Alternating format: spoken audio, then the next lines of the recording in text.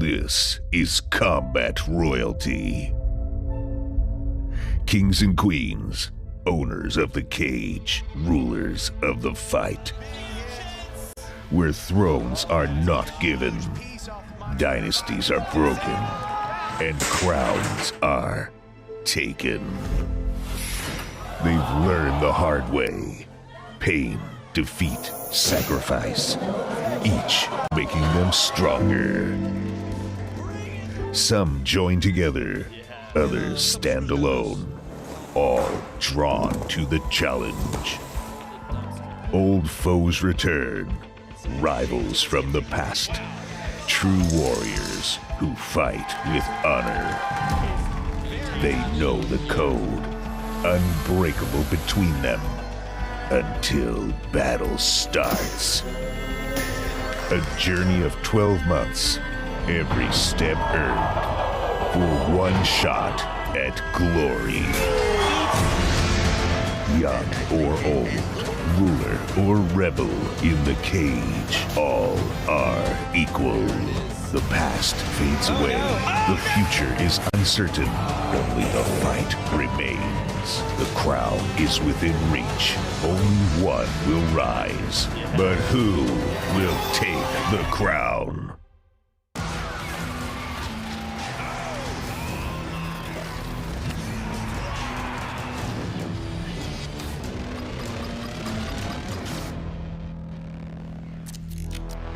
Welcome to beautiful South Norwalk on this cold December night. This is the World Championship Final of the National Havoc Robot League. That's right, ladies and gentlemen.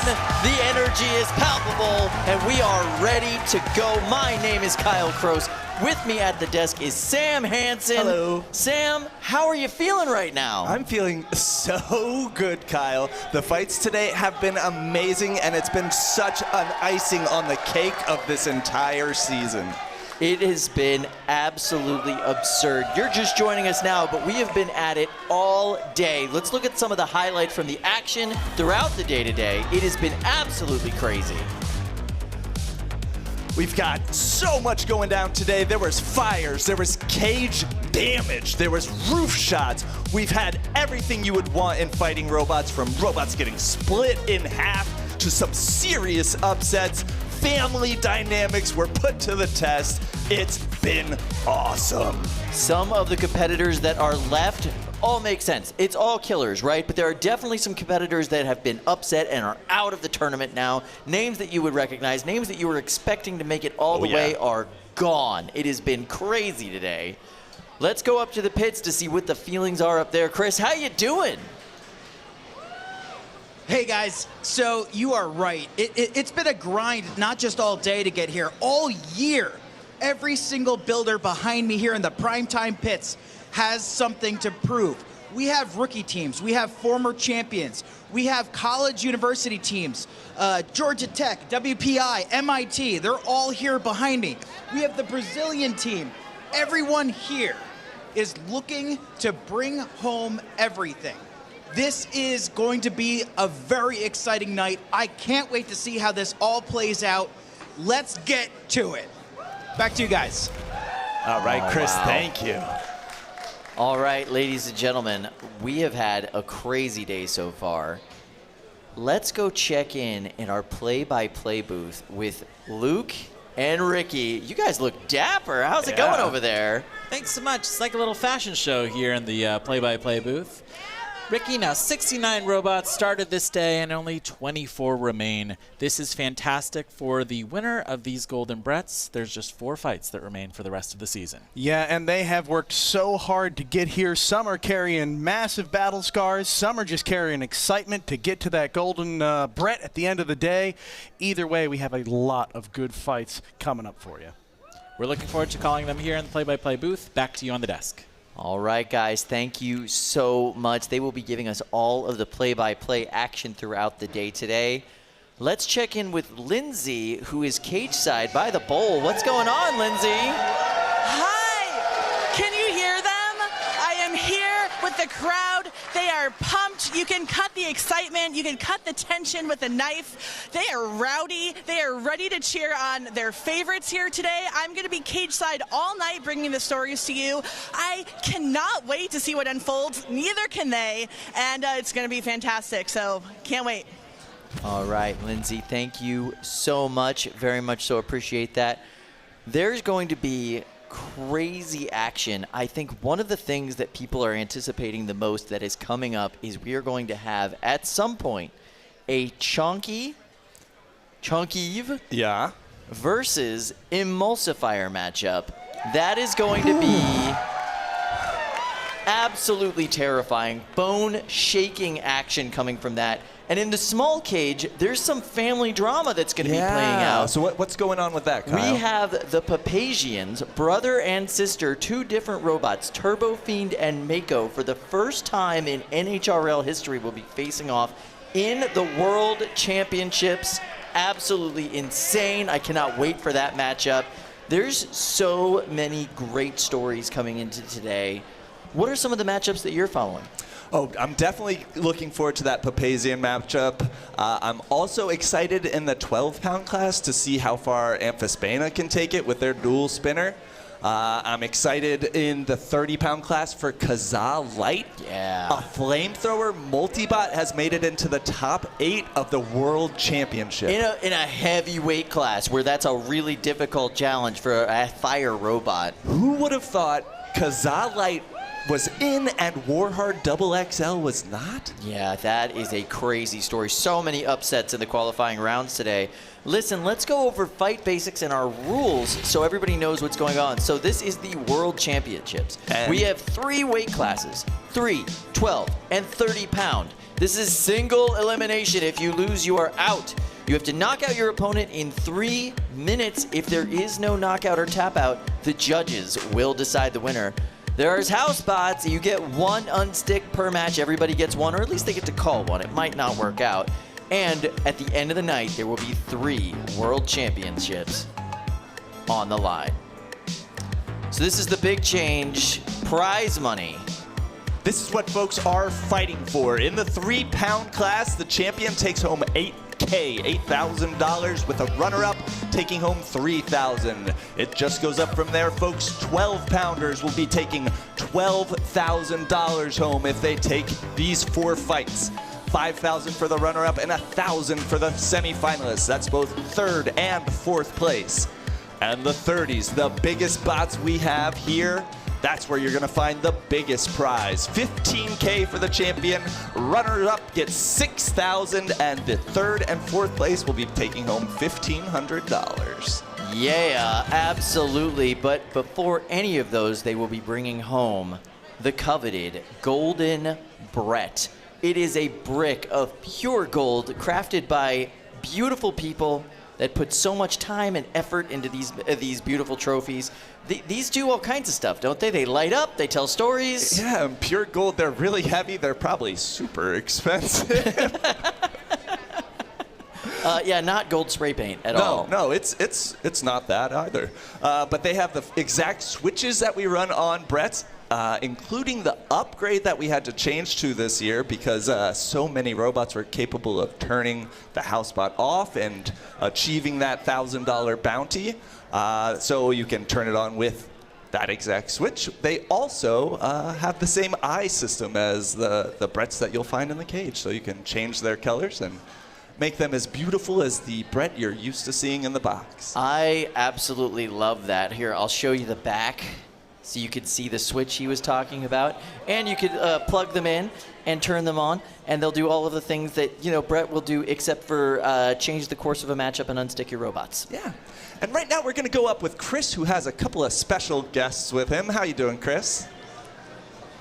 Hey guys, I'm sandwiched here between 2 Papasians. We have Dima and we have Julian. Now, sibling rivalry probably goes deep. You might have maybe a few decades of experience kind of going at one another. But this is not, we're not fighting over Legos here. We have Mako and we have Turbofiend, both bots fully capable of taking home the Beetleweight Championships here in the finals. But this sibling matchup is what we're going to be really opening up with today. Let me first ask you, Julian, what are your thoughts about potentially knocking your sister out of this competition this early in the bracket? I mean, it's very upsetting. You say early, but I mean, it's top 8. Of course, you would love to meet each other at the finals. How cool would it be to get first and second? So it's bittersweet. It's very cool that one of us is going to be top 4. Me. You know, it's just amazing that we both made it this far. This is the World Championships, and we didn't know anything like 14 months ago. The fact that we're here is incredible. The fact that we're both this far is incredible, and it's going to be a lot of fun, and I'm going to cut Turbofiend in half. Bold words there from your brother. Dima, you drive so well. Your bot is so great. Tell me about what your strategy is going up against a very dangerous Saw when your bot is mostly TPU. I think he's going to cut me in half.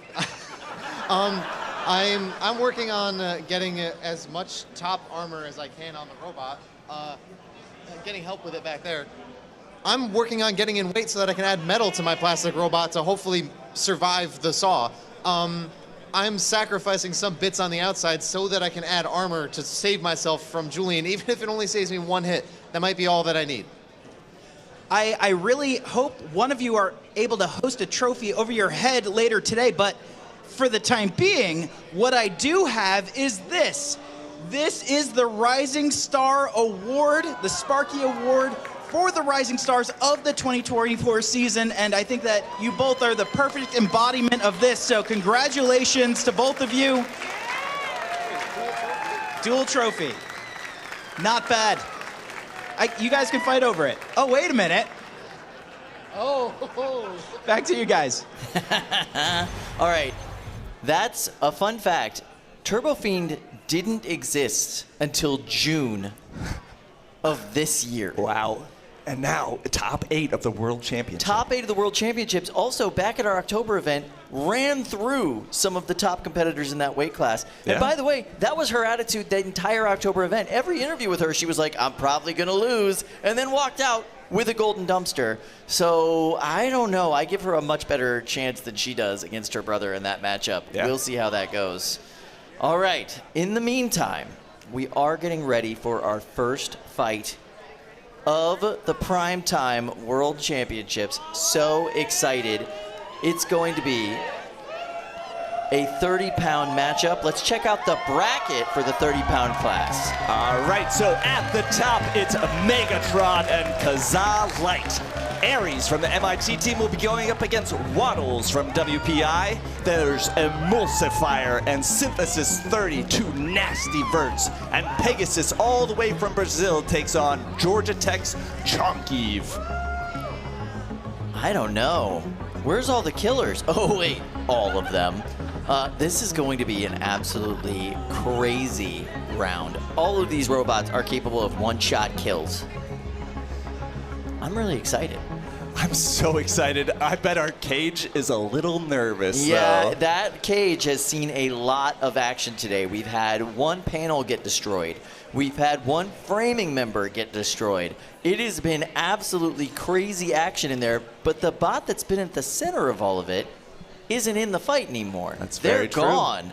So now everybody's looking at that fight between Chonkiv and Emulsifier, Yeah. the 2 other bots that were involved in that whole action, to possibly...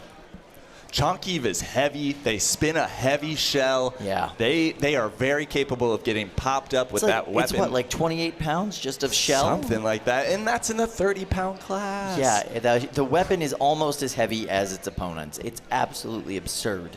It's a really interesting use of the rules here. It shuffles, so it's an unconventional weight. I'm very excited to see how that goes. Absolutely. They've been doing beautifully today, and the bot looks great. The bot looks absolutely fantastic. But going up against Emulsifier, one of the hardest hitting vertical spinners in the entire sport, no matter the weight class, it's gonna be hard on our poor cage, Kyle. Yeah, I'm a little absolutely. nervous. Now, there's always a cadre of bots that show up with Emulsifier, right? They have a huge selection of multi-bot configurations they can throw in. That is just going to add so much chaos They added a flame-throwing minibot for yes, this one. they did. That is absolutely correct. Now, speaking of flame-throwing robots, one of the first matchups we're going to see is going to be Kazaa Lite taking on Megatron. Excellent. Everybody loves to see a good Megatron fight. I'll go ahead and say it. And add fire to the mix. That's just a glorious day for anybody. How do you foresee that fight going? And if you were Kazaa Lite, how would you strategize to take on a bot like Megatron? Kazaa Lite has a very flat top. That's exactly what Megatron is looking for. Yeah. He's going to chew right through that. There is no amount of top armor that you can make within weight that can protect you from Megatron. No, there's nothing you can do as far as that goes. People have tried. They put plastic, they put metal, they put whatever they can up there. It's never enough. It is never enough.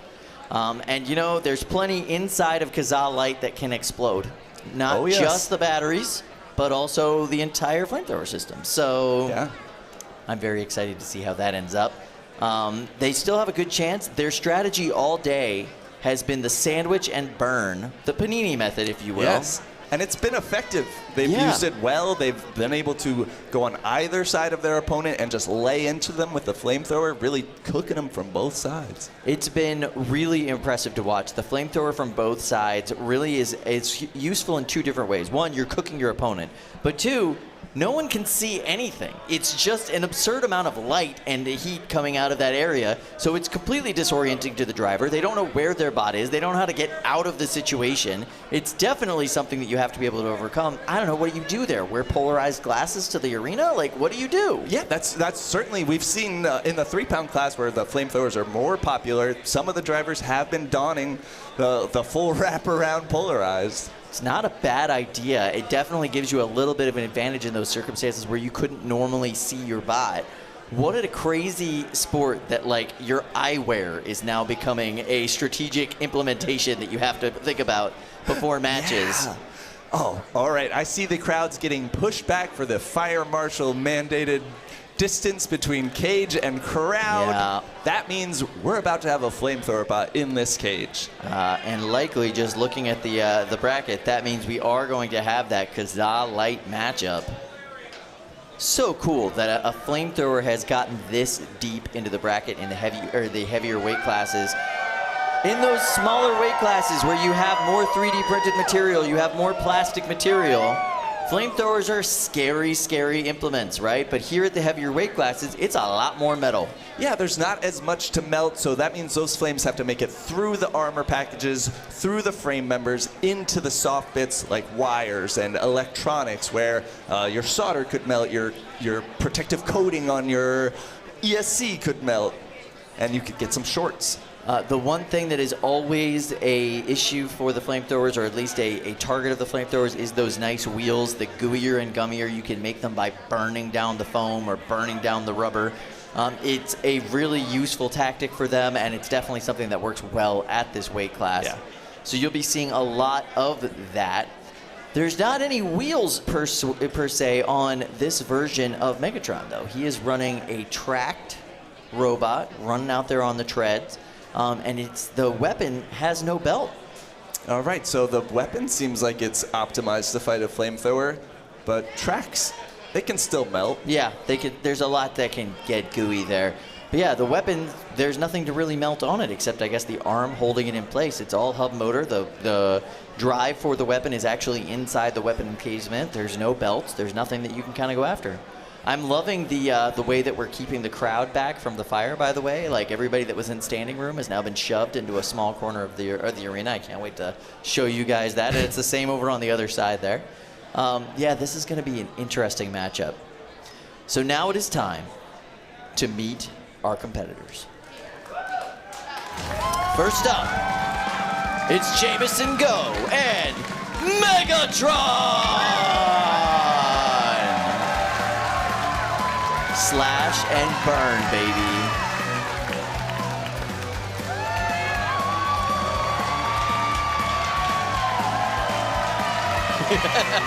Yes! Former champion Megatron looking to make it happen again. And next up, their competitor, Kazaa Lite!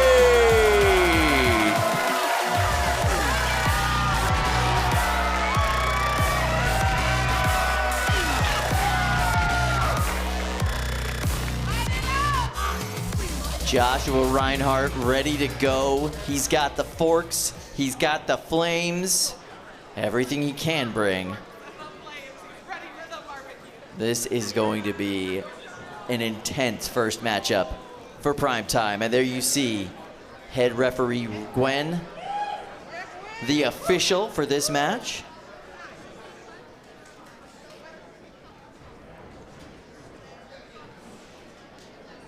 Looks like no modifications for fire, at least externally, from Jameson Go and Megatron. You can see Kazaa Lite has donned some foil for this one, hoping not to melt their own forks. I am not surprised that JMO's not really putting anything else on it.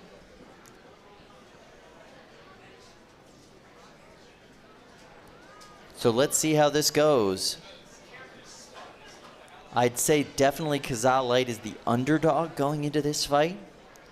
There's a lot of people that have Jameson Go going all the way through the bracket here in the 30-pound division, and I know that this is the bot that Jameson Go has been working the hardest on and wants to go all the way. He's got another robot still in the brackets. That is correct, down in the 3-pound division. That's a dynamic to take into account as he progresses through the prime time. He's got to maintain 2 robots. Well, to be fair, so does Kazaa Lite. That's very true.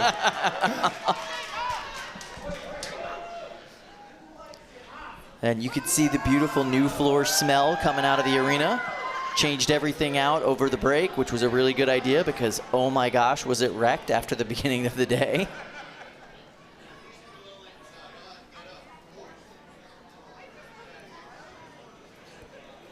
Kazaa Lite standing by.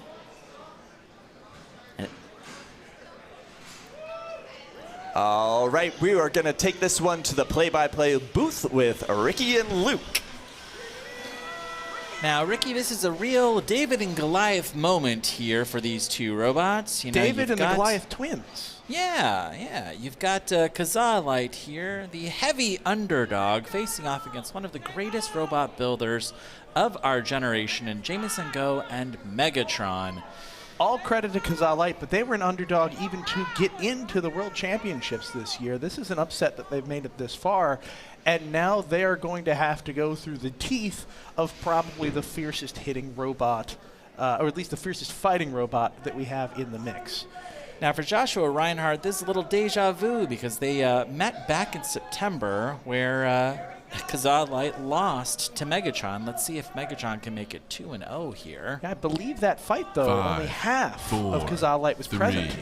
2, He was still functioning 1. as one half of a multi-bot. Robots fight. Oh, goodness. Good Away zippy we start go. here. Very oh, nice flames coming off that half of Kazaa Lite. And the other half is flamed up too. Excellent fork engagement. Now, Ricky, one of the things here is both Kazaa Lite and Megatron, they are control bots, essentially. Absolutely. You know, they want to capture their opponent, push them up against the rail, and do damage really in close quarters. Yeah, and the difference here is that Megatron can see that instantaneously do damage, almost. As soon as that pin happens, he can hit exact damage. Kazaa Lite needs to hold the robot there and barbecue it for a length of time to really accomplish anything. So it's a very different path to victory. There's a big weight disparity here in the box, too. Megatron is very heavy, and it's got this great tread system with lots and lots of contact with the floor. Absolutely, but man, this flame is starting to get very effective. That looks like it might be uncontained fire there. It's not quite as directed. That's true. Yeah, the flames are at best a suggestion when you direct them coming out of Kazaa Lite.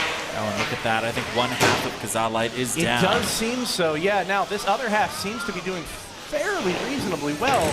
It's winning most of these grappling exchanges, but it's not able to do anything with them. 1:30 left here in this fight. Meanwhile, when Megatron grabs a robot, it's able to push Kazaa Lite anywhere at once in the arena. It's a very different back and forth. Now, under the rules, Megatron has to knock out both halves of this multi-bot to win a knockout, right, Ricky? That is absolutely correct. And then if this does go to the judges, they'll be looking at, well, you know, half of the robot is already destroyed on Kazaa Lite. So if Kazaa Lite wants to win, they either need to do massive damage or they need to knock out Megatron. So it's an uphill battle, especially with only a minute left in the fight. Now this is an absolutely fresh floor here as we start the 30 pounds Look at bracket. this, Luke. Wow. Look at this. This is a perfect barbecue. This is exactly what Kazaa Lite needs to do. 45 seconds left, and Megatron is really hoping to get out of this. Oh, there's some drive issues on the right-hand side of Kazaa Lite, but also Megatron is not moving. This could be a double knockout. Oh, but Kazaa Lite, the other half, is working again and barbecuing. How did this happen? 25 seconds left. This Come could back from very the dead. realistically turn into a Kazaa Lite win over Megatron. Oh my God, one of those treads is gone. Look at the flames, Luke. Look at the flames that are having. This is an incredible barbecue. Wow. They take it at the full 3 minutes here as we tick down the last seconds of this match. This is going to the judges. What an look! And both halves of Kazaa Lite are functioning, albeit minimally. You have 2 working weapons, you have 2 working drive systems, and you have a very on-the-ropes Megatron.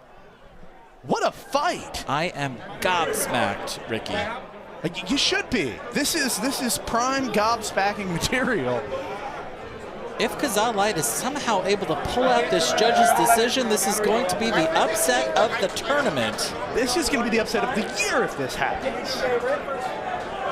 There's so much back and forth, and it was really interesting. Joshua Reinhardt held back on his unstick. Clearly that the half of Kazaa Lite was stuck for the duration of that match, but you know, you gotta be careful with that. In a multi-bot, if you call for that unstick too soon, well, maybe you need that on your other half. So that was a really interesting strategy. It seemed to pay off. Now, Ricky, we can hear them talking cage side. I would love to hear this conversation. I know. I was telling them they were pinning me. They were under.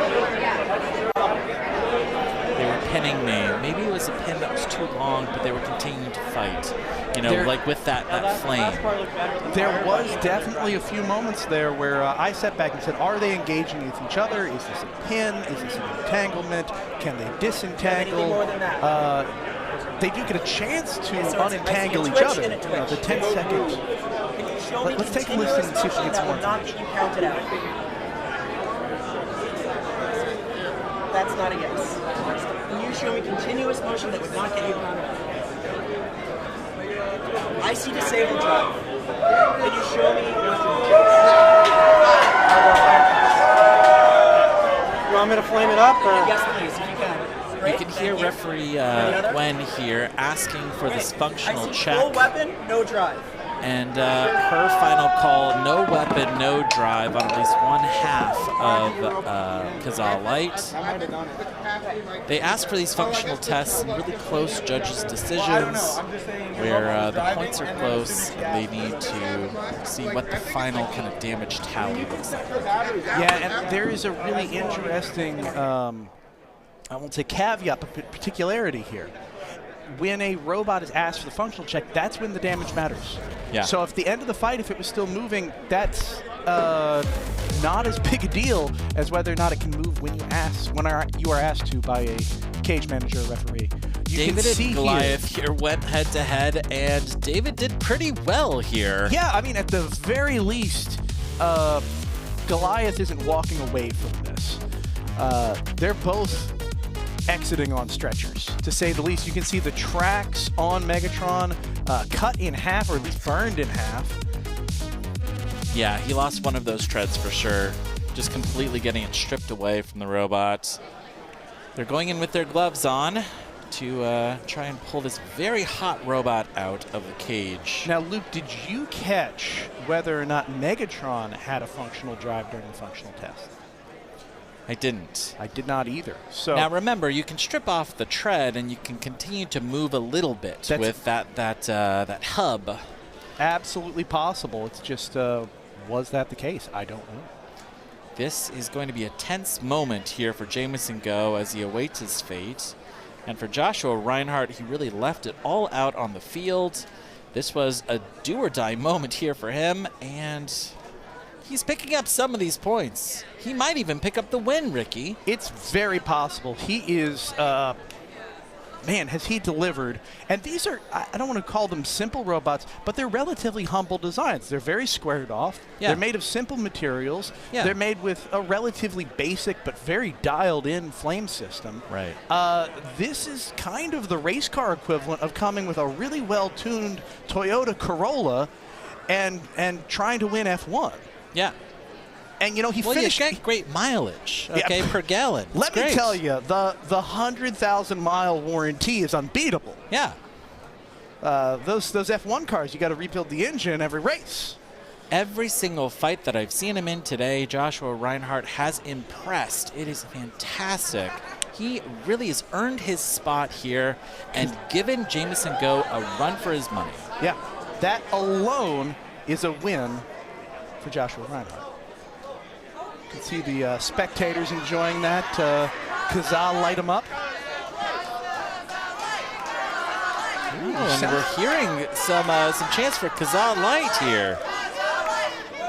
Hi, I am here with Joshua Reinhardt, who just had the fight of your life. Dare I say you came in as a bit of an underdog. What were your feelings going into that? Were you nervous? Were you excited? Well, I fought Jameson before, so I was a little less scared because last time we didn't blow up or anything. We didn't go the 3 minutes, but we're like, okay, we can possibly do this, especially with Pete driving as well. It's like, it feels like a whole different robot. It's like, it's so nice and so controllable. It's just been such an amazing day. I still can't believe this is how far we've made it. Like, it's just like unbelievable.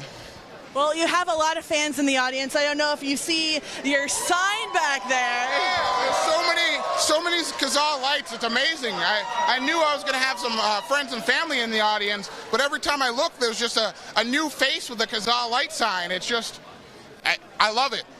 Well, as we wait for the judge's decision, I wish you luck, and hopefully we'll see you again today or 2025. Hopefully, we're definitely coming back. We got 6 chassis, and it doesn't look like we're going to go through all 6, so there's no reason Kazaa Lite won't live on in 2025. So. Fantastic, Joshua and your team. Thank you. Throwing it back to the desk. Thank you. I have 2 things to say about that matchup. First and foremost, that is the first Peter Garnache sighting of the night. Keep your eye out, you'll see more. The other thing that I want to say is I am rooting for Megatron, not because I dislike Josh Reinhardt, but because I will never forgive Kazaa Lite for what it did to my computer in 2004. This is on you for sketchy downloads, but we have a judge's decision in that fight. All right. Here it is. Megatron takes it. By a point with every single judge. 9-8, 9-8, 9-8. Oh my goodness. So this is because the pin at the very end was longer than 10 seconds because both of the Kazaas did not have drive.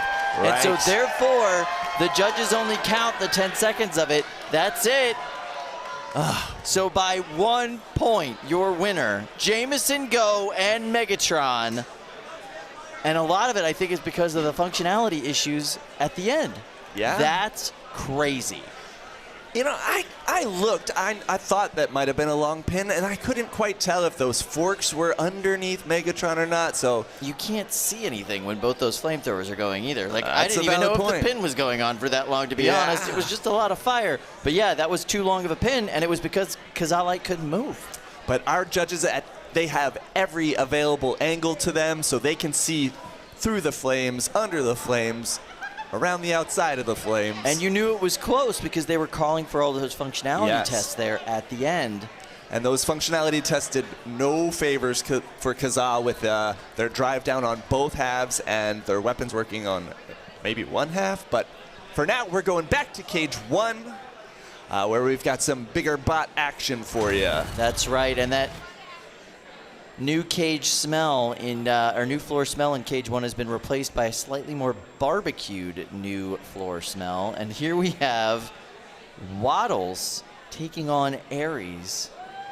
These are 2 heavy-hitting robots, both of them capable of a one-shot knockout.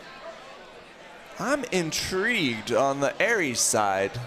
It looks like their mini bot with the red weapon cover. is covered in some sort of foil tape. Yep.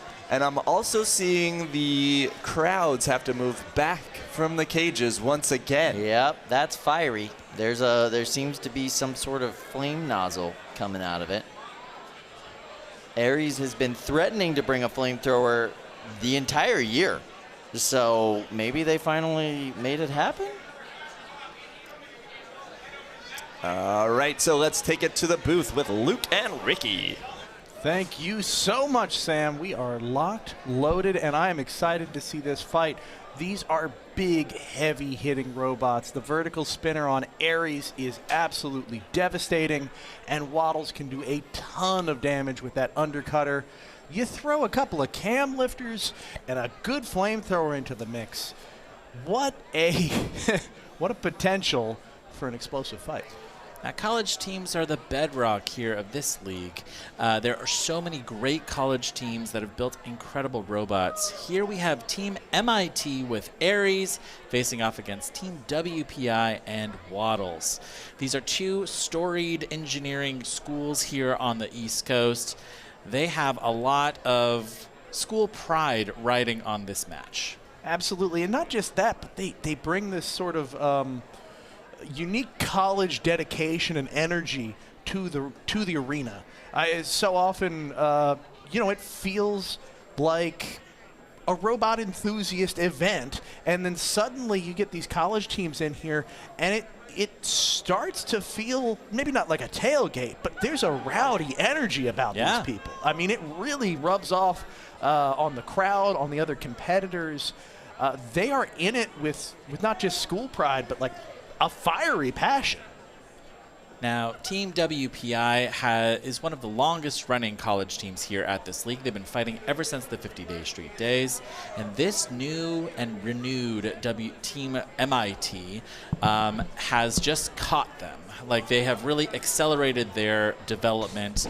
MIT has just had this crazy blossoming of quality this year, and really they're sitting on even footing, even though this team on the WPI side has dozens more fights. 5, 4, 3, 2, 1. Fight, robots, Away we fight. go. Very quick off the bat from Waddles Minibot. Big hit from Aries. Sends Waddles flying, and the weapon is immediately down. Aries has a good flame going, but is pinned currently by Waddles' cam lifting second half. This flamethrower Minibot from Team MIT is looking very good.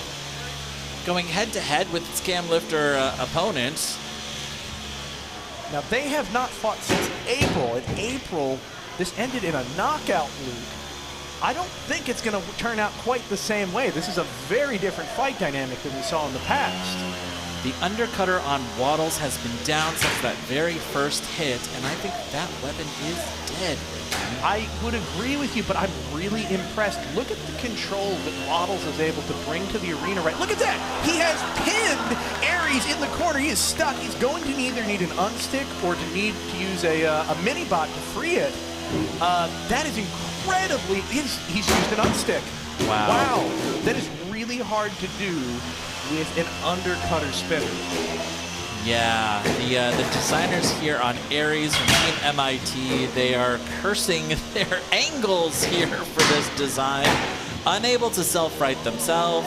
And Waddles, they're pushing them up against the rail one more time. They're out of saves. Will this be it? I don't think so. No, it is free again. Those multi-bot segments coming in clutch to free their larger halves, let's call them. But still, the control that is being shown right now from Waddles at Aries is incredible. Now this feels like an upset, even though these are two pretty evenly matched robots. Aries just came in with so much momentum this season. They're 60 seconds away here from the end of this match. But Aries really needs to get back on its feet quickly and rack up some points. Now, I'll add a little peculiarity of the rules here.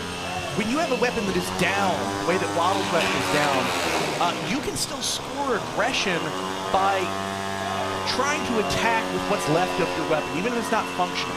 So it has been going face first into Ares this entire match. That's going to show a good bit of aggression, even though the weapon is down, while normally we require an active weapon to be part of your aggression.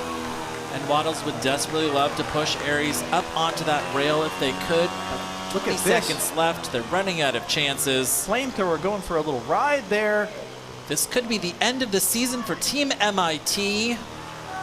Their fate here now it just sits in the hands of the judges as we enter the last 10 seconds of this Waddles match. ending this on a decisive pin.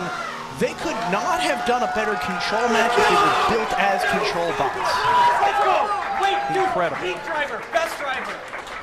Woo! You can see Ryan Duarte there looking pretty frustrated from Team MIT. Team WPI celebrating cage side. What a fight. What a fight.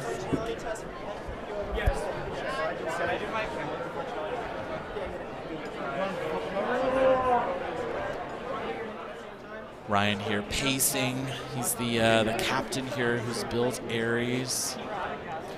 Ryan is a Southern Californian and came to MIT to study engineering. He is the only person on that team that had previous combat robotics experience fighting in Southern California as part of SCAR. Showed up, saw that they were restarting the combat robotics team, signed up early. We're going to jump into the replays here. You can see a good hit from Warhard up front. That disables the weapon on Ares on Waddles.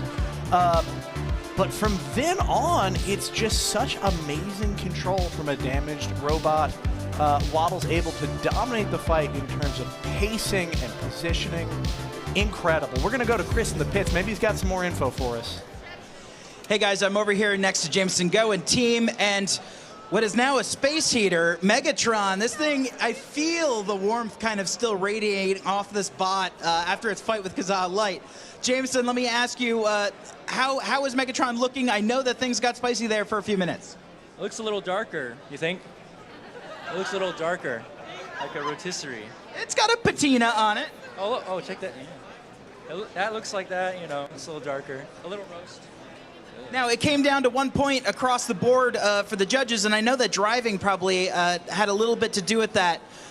Let's get right into it. I want to present to you, Jameson, the 2024 Best Driver Award, voted by the NHRL community. That's right. This Sparky Award actually drives. Yes, yes. Are we taking it for a spin? Yes. Oh my goodness, it does.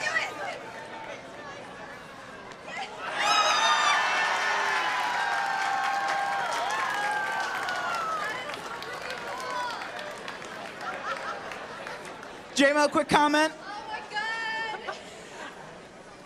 I'm literally speechless. I mean, there's so many great drivers in this sport. To be voted to be one of the best of the year, it's a huge honor. And always trying to strive for some sort of excellence. I thank everyone who had confidence in me for this. Only a few matches left. We're going to need to see some great driving. Good luck. No. Back to you guys at the desk. Who did you make build that? Because that's an incredible award. We've got a new henchman who is very talented. Yeah, that's really, really cool. Yeah. That was amazing. Also, well-deserved. Jameson Go, 3 different styles of robot, all very different styles of drive, and he's like dominant with all 3. Well-deserved award for him. And he was pretty good on the Sparky, too. Yeah, picked it up right off the bat, of course. I thought he might have driven it off the table. I'm glad he took it to the floor. Yeah, that did work out a little bit better. That matchup was absolutely crazy. Connor Howard putting on a control driving clinic with a damaged bot. Very interested to see how that actually ends up. Yeah, that adaptability. When your weapon's down, you better have a plan B. If you don't, you better make one up on the spot. Absolutely. The experience really showing for that WPI team. They sure know how to pull it out when they need to. Yeah. That is a team that has been grinding away at NHRL for years now. MIT team, this is their first time really putting a team together since the pandemic. So it is amazing that they've come so far in 1 year, basically. I just love how the college teams are really taking it to this sport once again, and it's cool to see some of the rivalries starting to form. Yeah, WPI and MIT do not think that's the end of that rivalry. We will be seeing those two teams going at each other for years to come now, and it's going to be amazing to watch. By the way, all of the props in the world to the Aries team. The amount of change from the beginning of the season to now with that bot is absolutely incredible. They have put so much work in. The bot is reliable. It's hard hitting, really well driven, and their style points have gone up by like 150% too. Yeah, they've got every aspect, the team cohesion, the hard hitting robot, the matching outfits. Yeah, the matching outfits, the good personalities, right? They look great. Like, it's absolutely phenomenal. So yes, love that team. Love what they've been able to do with it, led by Ryan Duarte. I mean, absolutely incredible. We'll see what the judges have to say, but that is a tight score that they're going to have to get past there. No envy for those judges. No envy for those judges at all. So yeah, this is shaping up to be a pretty good prime time. What do you think? We're doing all right? I think so. Yeah. I'm excited for some more heavy-hitting 30-pounders. I'm excited to dip into the Beatles and the 3-pound class and see what they're bringing to this cage. Yeah. And the 12s. The 12s are just terrifying. Everything there is terrifying. Everything there is terrifying. Oh my goodness. We have a judge's decision, Kyle. What do we got? And here it is. Waddles is taking it over Aries by a unanimous judge's decision. Yeah, by a large margin as well. No surprise there. That driving clinic by Connor Howard at the end was absolutely decisive for those judges. I am sure of it. Really beautiful work. Yeah. All right, ladies and gentlemen, it is time to meet our next competitors. This is the reigning defending World Championship team, Matt Borez and Emulsifier. This bot brings the full cadre. And on the other side of the box, that's right, Synthesis 30. Team Pandemonium, Corey Nason. What a gorgeous looking robot. Can he keep the belts on for this matchup? That's going to be a big decisive factor. Let's go to cage one where our bots are loaded in.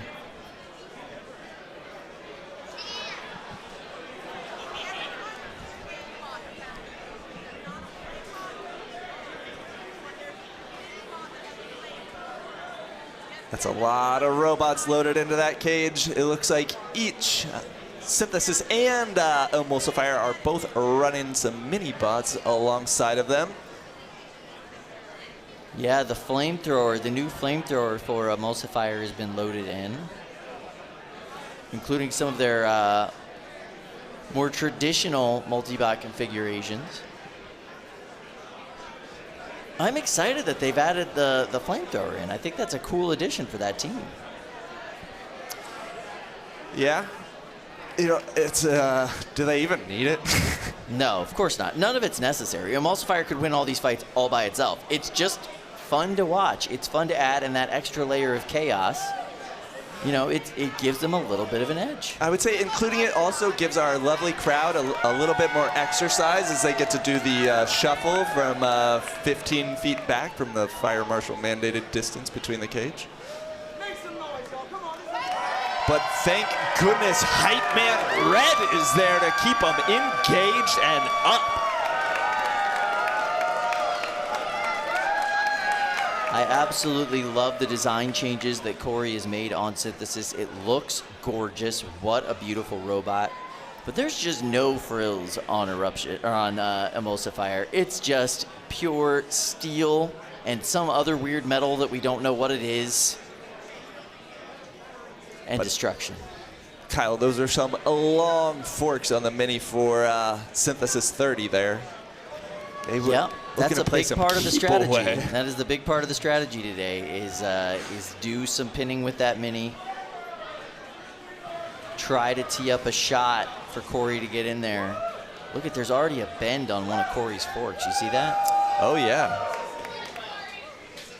That fork on the left is already bent upwards, not what you want to be putting into the arena right off the bat if you're trying to win a ground game against the dual-hinged fork on Synthesis, or sorry, on Emulsifier.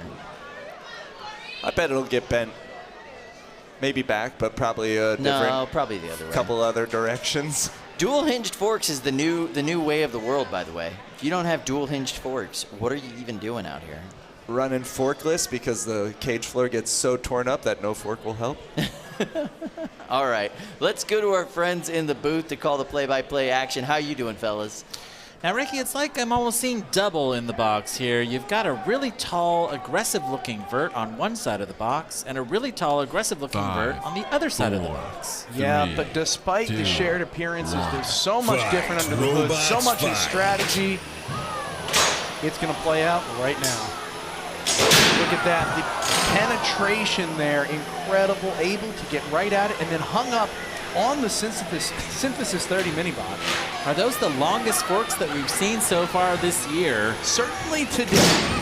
Wow, smashed right in the center of two behemoths. The Synthesis 30 mini-bot taking a huge amount of pressure. There we go. Synthesis going weapon to weapon. This is Gladiator. Bottle Emulsifier, let's go. This is Gladiator on Gladiator. Big metal going up against big metal.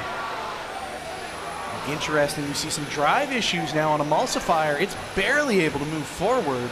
Synthesis 30 has won a couple of these exchanges. You don't see that with Emulsifier very often. Wow, landing on top of Synthesis 30's mini-bot. That is a bad spot to be. The question is, can Synthesis 30 capitalize on it? I don't think they can. Their left side is down entirely, and their weapon is definitely spinning at a reduced rate. These were some really big hits, and Synthesis 30 came out on top on most of these. That is shocking. That is Emulsifier's main strength, is to be able to go in and hit harder and hit first. Wow, look, go back for a minute. You can see the wind from Synthesis 30's weapon just almost blowing the flame out on Emulsifier's mini-bot. And they're hoping to meet here in the center of the box. Emulsifier wants to land one more giant hit here. Even taking out that mini-bot, one good hit would shred it in half. Oh, that is not where Emulsifier wants to be. Oh, that is even less where they want to be. Wow! They are entitled to an unstick, but boy, they did not want to burn that too fast. Oh my God! This is a count out. Apparently that unstick had been used. That is your match, ladies and gentlemen. Synthesis 30 in, honestly, quite the upset. That is an incredible upset. Team Pandemonium celebrating cage side. They have been fighting so hard today. Let's listen in.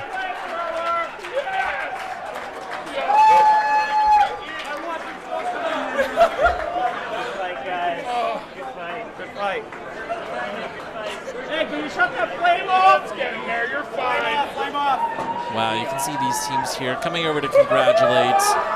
That was a massive, massive upset. Synthesis 30 has had a pretty rough day running these dual belts that had a tendency to get tangled up with one another and get stripped away.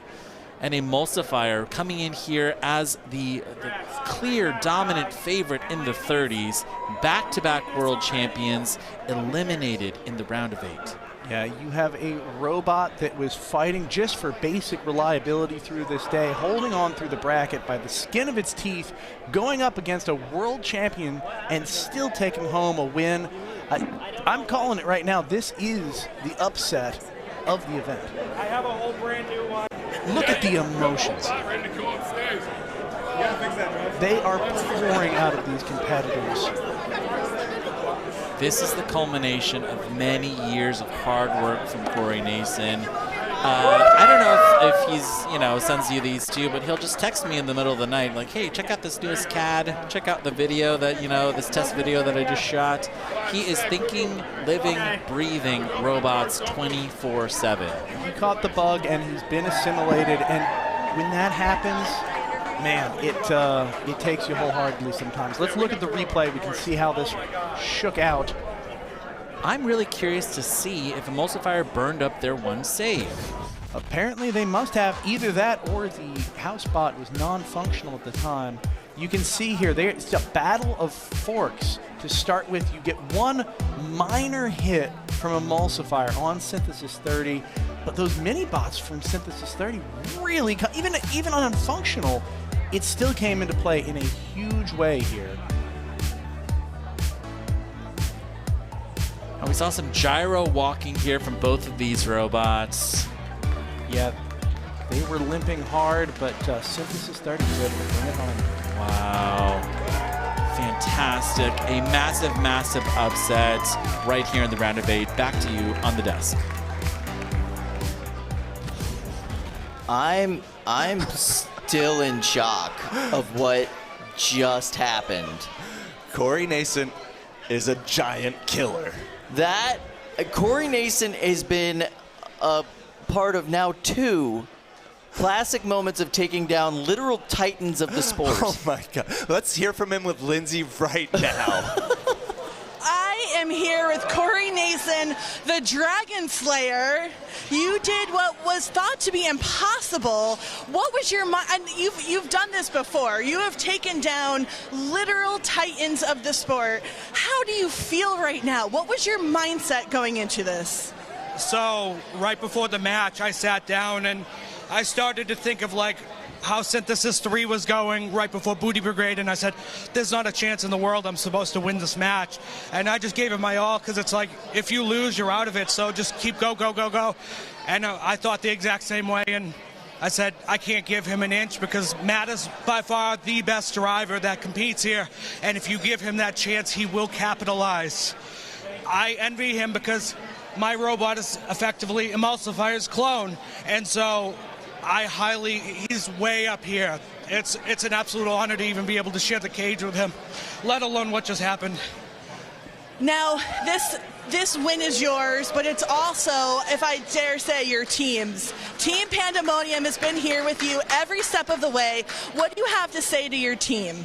I absolutely love everyone on the team. I wouldn't be anywhere right now without them. I keep having Ariel constantly drink water. I have Matt, I have Chris, I have Mike, I have everyone just constantly, what can I do? The feeling of having a team supporting you and pushing you every step of the way, it's something that you can't even describe. It's a family ultimately. Corey, I think the sign behind us says it all. Synthesis 30 for Prez. Get back in the pits. Get back in the pits, check on your bot, and good luck in the next fight. Thank you very much. Back to you.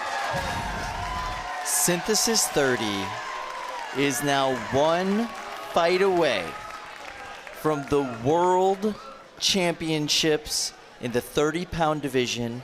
They have to go through either Pegasus or Chonkiv in the next round, depending on how that fight goes. But that means one more fight will determine whether or not Corey Nason gets to battle for his first ever Golden Brett. That is absolutely absurd. He has taken down Booty Brigade. In essence, he's taken down Lynx. Yeah. And he's taken down Droopy, and now Emulsifier, 3 of the biggest names in this sport. Eventually, he's going to be the only one left on this list that he has to take down. That is absolutely crazy. That is mind-blowing. He wears all of his emotions on his sleeve. You saw it right there. He basically was having an emotional meltdown in front of this crowd. I mean, absolutely incredible driving. Beautiful performance by the bot, a bot that has been struggling just to survive all day. Wow. Barely qualified for the bracket. What do you think happened to Emulsifier? I don't know. Yeah, I don't know either. I don't know. I think we got a fight loaded up in Cage 1, so let's check it out. This is our final quarterfinal match in the 30-pound class. Let's meet our competitors, ladies and gentlemen. Chonkiv. Pegasus, the team from Brazil. All right, let's head over to Luke and Ricky in the booth. Thanks so much, Sam. Now here in black and green, we've got the team from Brazil. This is a college team running Pegasus, facing off against the kids from Georgia Tech over there with Chonkiv. Now Chonkiv is, I'm going to say, the most effective shell spinner on the planet. I would say so. Yes, period. Chonkiv has brought us some incredible fights tonight. 5, Not even earlier 4, in the season. 3, earlier in the 2, season, fantastic. 1. But tonight, Yeah, incredible power. It's such a huge amount of force behind that spinner, and it's such a speed. You can see a very smart move from Pegasus, leading with that mini bot. However, that strategy didn't last long, but definitely the right way to start. Mulched. Now, their only option is to go weapon to weapon with Chonkiv, and what a prospect that is. Now, the really interesting thing about builders in Brazil is they don't have a lot of design diversity. There's a lot of egg beaters, there's a lot of drums. Very few horizontals, very, very few shell spinners. Wow, that was a great hit from Pegasus on Chonkiv. That went really well for them, and a second hit that went pretty well as well. If they need to rebalance themselves, Luke. Look, they're up on the rails. They went flying after the third or fourth exchange there. They need to avoid that at all costs. They've asked for the unstick. The house bot is running. Pegasus has just come down from off the rail. Can they do it again? Or is this death by 1,000 cuts, Ricky? They're going to need to play evasive for a minute just to get that weapon up to speed if they want to have a chance. And Chonky's having none of it. They're being bullied in a corner. Incredibly strategic and violent driving by Chonkiv. Pegasus's weapon is running very they're slowly. Smoking now. I think they have burned. Yeah, they have burned motor controllers trying to get that weapon to spin out. I bet there was a busted bearing in there. Your winner is Chonkiv. They're going to go up against Synthesis 30 just a little bit later in the night.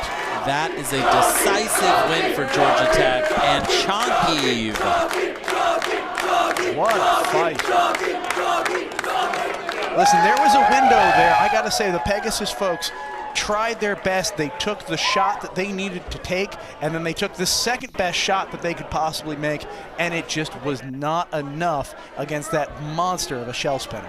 Each shot got worse and worse and worse for them. And that's the way it goes. I mean, that's the strategy they had to take, and it was maybe, I'm going to call it a 1 in 4 chance that any given shot worked. They did not roll the dice in a way that worked out well for them. This is the last NHRL fight of the season for Team Troia from Brazil. A fantastic, fantastic team. They are dominant down in Brazil. They build robots across all of the weight classes, and I'm sure they're hungry to come back to NHL next year. Let's take a look here at this replay. You can see they're leading strong with this wedge. This is the right move by them. You always try to lead with your wedge, but it didn't last long. Oh, wow, look, all the guts came out, yeah, Ricky. Absolutely eviscerated. Viscera everywhere. If you want robot viscera, come on down to NHRL in Norwalk, Connecticut. We've got viscera coming out our yin-yangs. We're going to go to Lindsay. She's got some more information for us. Lindsay, how you doing? Hi, I am here with Dan. What a decisive showing from Chonky. Brazil is known for the most competitive robots on Earth. How did you feel going into this? Honestly, we were a little concerned. We haven't had that much experience with verts. This is our first day really fighting a lot of them, and also first time fighting a drone with Chonkiv. So last September, we actually lost to Jubilu, another Brazilian bot. This kind of brought back flashbacks to that time, so we're just really happy to be here. Everything's held together so far, and now we're just kind of looking forward. Amazing. Well, you've gotten your revenge. You're continuing on. I wish you the best of luck. Chonky looks like they have a really good chance at the dumpster at the Golden Brett. So good luck, and go get your bot, and we'll see you later. Great. Thanks so much. All right. This is going to go immediately to cage 2 for some 3-pound action. Ladies and gentlemen, this is going to be... Ooh. Roommate versus roommate. Eruption taking on Clyde. Now, not only does the winner move on to the semifinals, the winner also has to fix their dryer in their apartment because the loser is apparently going to be too depressed to do the work. Oh, I thought the winner was going to have to take all the cups out of all the bedrooms and take them down No, this to is the a real sink. thing. I was talking to them about this earlier this morning. Their dryer broke yesterday, and they were do like, laundry? whoever wins has to fix the 5, dryer 4, because the other one will be 3, too depressed. 2, So, All right, let's go to the food. Robots Away we go. Very fast start from Clyde. Clyde has such an effective flamethrower. We said again and again, this is the OG effective flamethrower here at NHRL. They really brought it to into the public light. Right now, they are getting thrown about the arena.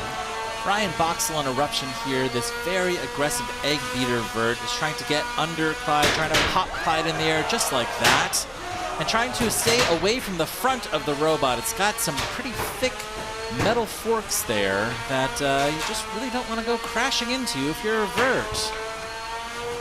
Now, there's a lot of juicy bits on Clyde. There absolutely are, but that is some of the toughest TPU in the competition. I don't know if it's a special grade or what, but the plastic they use seems to repel hits so well. Now, Eruption is consistently getting under Clyde here. Brian Boxel, I'm sure, is very happy with his performance. 60 seconds down. He's got to stay alive for another 2 minutes here. This is extra tough. You can see the forks on Clyde have been bent up, so they're not going to win those pushing matches. They are going to lose every single time, but they can stay aggressive, they can keep their flame on their opponent, and they're going to hope that that's enough to wear down Eruption. Oh, and here we go. The first error here for Brian Boxel on Eruption, getting caught momentarily, but again, resetting himself, sending Clyde back into the sky. It's such a stable robot, and the Boxels are so good at keeping it stable, even in the worst case scenario. Now this is a fresh plywood floor here, and it's really working to Eruption's advantage. They're able to stay absolutely planted to the floor with these ground shaving forks. Wow, 60 seconds left here in this fight, and Eruption stuck up against the rail. Now is the moment Clyde needs to strike, keep it down. No, they were unable to capitalize, and now they're a hat. A flaming hat, Ricky. Now you can hear Brian has turned up the weapon. It's running even faster. Yeah, but you've got to wonder why. Look, their weapon, I don't know if it's taking away from it or if they're just playing safe, but their drive is not up to speed at the same caliber, it seems like, or at the very least it's intermittent. 30 seconds left in the fight, and there it is again. The drive on Eruption jammed up. I don't like that, Ricky. Well, I bet that Glenn Boxel likes it, or Brian Boxel likes it even less. Are they stuck on look, some there it detritus? is. Wow.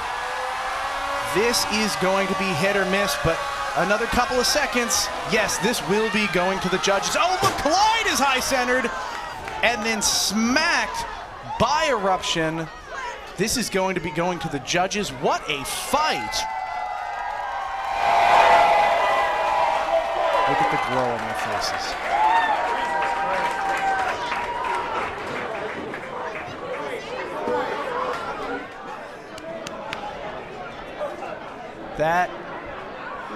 They are illuminated with joy, with pride, and with, I don't know, about 6 ounces of butane. Ricky, have you ever had a fight with your roommates before? I mean, this is pretty intense. It's about as intense as it gets. Yeah, I burned the house down. Really? Brian, you got that fan? Fighting with flamethrowers, I see. We have a safe place to do it. I wasn't so lucky. Yeah. Mutually assured destruction and all that. Man, look. There's no disappointment there. That's what I was waiting That for. went to the judges. They went toe-to-toe with one of the fiercest 3-pound robots in existence. They are great Too hot, fans. they are They were on the same team, Team Too Hot to Handle, for the ESPN event earlier this summer. And it's just fantastic when you can see friends meeting in the box and really leaving it all out, trying as hard as they can to advance. This one will go to the judges, but I think that Eruption has picked up quite a few points, Ricky. Yeah, this seems pretty decisive. Don't get me wrong, Clyde really stayed in it. They did their best with what they had that entire match. That was awesome. But once that front was one of our best fights ever. We've been waiting so long to fight Brian. There was so little they could do to really stay competitive. Anyway, back to the desk. Thanks, Ricky. That was a good one, Kyle. That was a lot of fun. Loved everything about that matchup. Can't believe that went to the judges, Right? especially with some of those hits. The flames kept going the whole fight. The spinner kept going the whole fight. Yeah. If you came here expecting them to play Hot to Go, that was it. That was Hot to Go. I hope you liked it. All right, let's go to Lindsay. She's cage side. I am here with Brian Boxall. Brian, I think I witnessed you feel every human emotion in the span of about 3.5 minutes when your robot was dominating the whole time, and then it looked like it had stopped for a little bit. What was going through your head? Terror. It was such a high, then such a low, and then such a high. Oh my God, I have no words. I have a dryer to fix now. Yeah, I think that's the least of your, well, the most of your problems right now. I am so excited for you. What a time, and seeing that hug with you and Gabe. Brian, we have a judge's decision. Please say me. Let's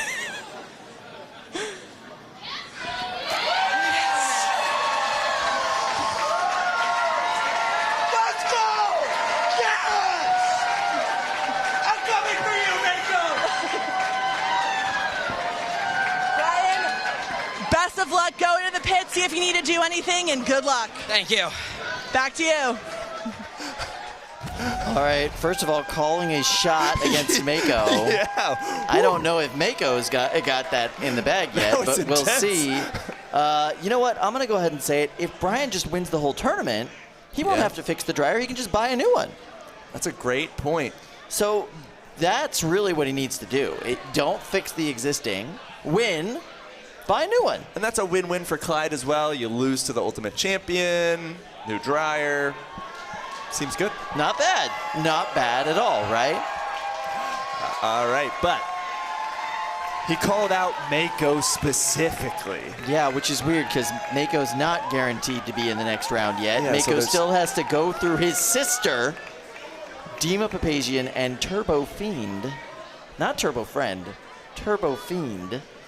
I'm very interested to see how that matchup is going to go. Both the Papasians seem to think Mako is going to win it. And I guess Brian does as well, but quite frankly, I think it's Turbofiend. I'm not convinced that, Mako has that one in the bag. But let's go ahead and meet our competitors. Ladies and gentlemen, Dima Papasian and Turbofiend. Striking a pose so fierce. There's Turbofiend. It's all red and TPU, and it gets roof shots. And here's her brother, Mako's Julian Papasian, looking strong with his saw. And there it is, neon yellow, forked out, articulating saw, a menace. Here we are in cage 2. The box is closed. Let's head on over to the play-by-play with Luke and Ricky. Thank you, guys. Look at that energy cage side, Luke. Dima is going full throttle into this fight. If you thought there was energy and emotion fighting your roommates, think about fighting your sibling there, Ricky. Yeah, it's gotta be overwhelming. Think of all the years of frustration. Because listen, beyond a certain age, it's no longer socially appropriate to just, wrestle and fight in the street. Like, once you're past, I don't know. It's crazy. 5, 4, 3, 2, 1. Fight, robots, fight. Go. Very fast start off of Mako. This is an uphill battle for Turbofiend. Look at that! Titanium sparks going nuts. You can see the titanium armor that's been added to the top of Turbofiend to slow down Mako's spinning blade. For those of you who aren't in the know on Mako, this is an incredible sawbot. That blade spins at over 400 miles an hour.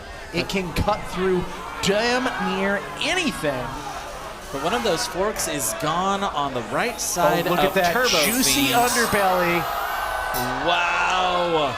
That is a good slice into the bottom of Turbofiend. Mako in total control. Oh, did you hear that noise? So satisfying, the depth of penetration there. Turbofiend is now motionless in the arena. And, Julian is leaving nothing to chance. He's cutting directly into the batteries. Oh, Julian knows exactly where those batteries are too. He built Turbofiend. That robot is lit up. Julian is literally lighting his own money on fire here, Ricky. It's fantastic. It's slicing and dicing. What can this not do? Oh, is he going to try? Yes, he's going to try and cut off the other fork, because you're here, why not take the opportunity? This is entirely for our delight and enjoyment, Ricky. Fantastic. Listen, we gave the Papasians a wonderful thank you for being wonderful, and they're returning the favor with just a little extra robot carnage. Amazing. The last fight of the season, potentially for Turbofiend. Interesting, the weapon arm on Mako no longer swinging, but that doesn't matter. You can come from the other side. No, Julian's just playing with his food here. Wow. I'm sure it's delicious. Have you ever had a TPU sandwich? 50 seconds left here in this fight, and the referee is just gonna let it go here, Ricky. Listen, sometimes there's so much joy in the arena. Even a consummate professional cannot end a fight before it feels over. All right, now this is a knockout for Mako. Julian Papasian beating his sister Dima here. What a shot. Get over here! Get over here! Get over here!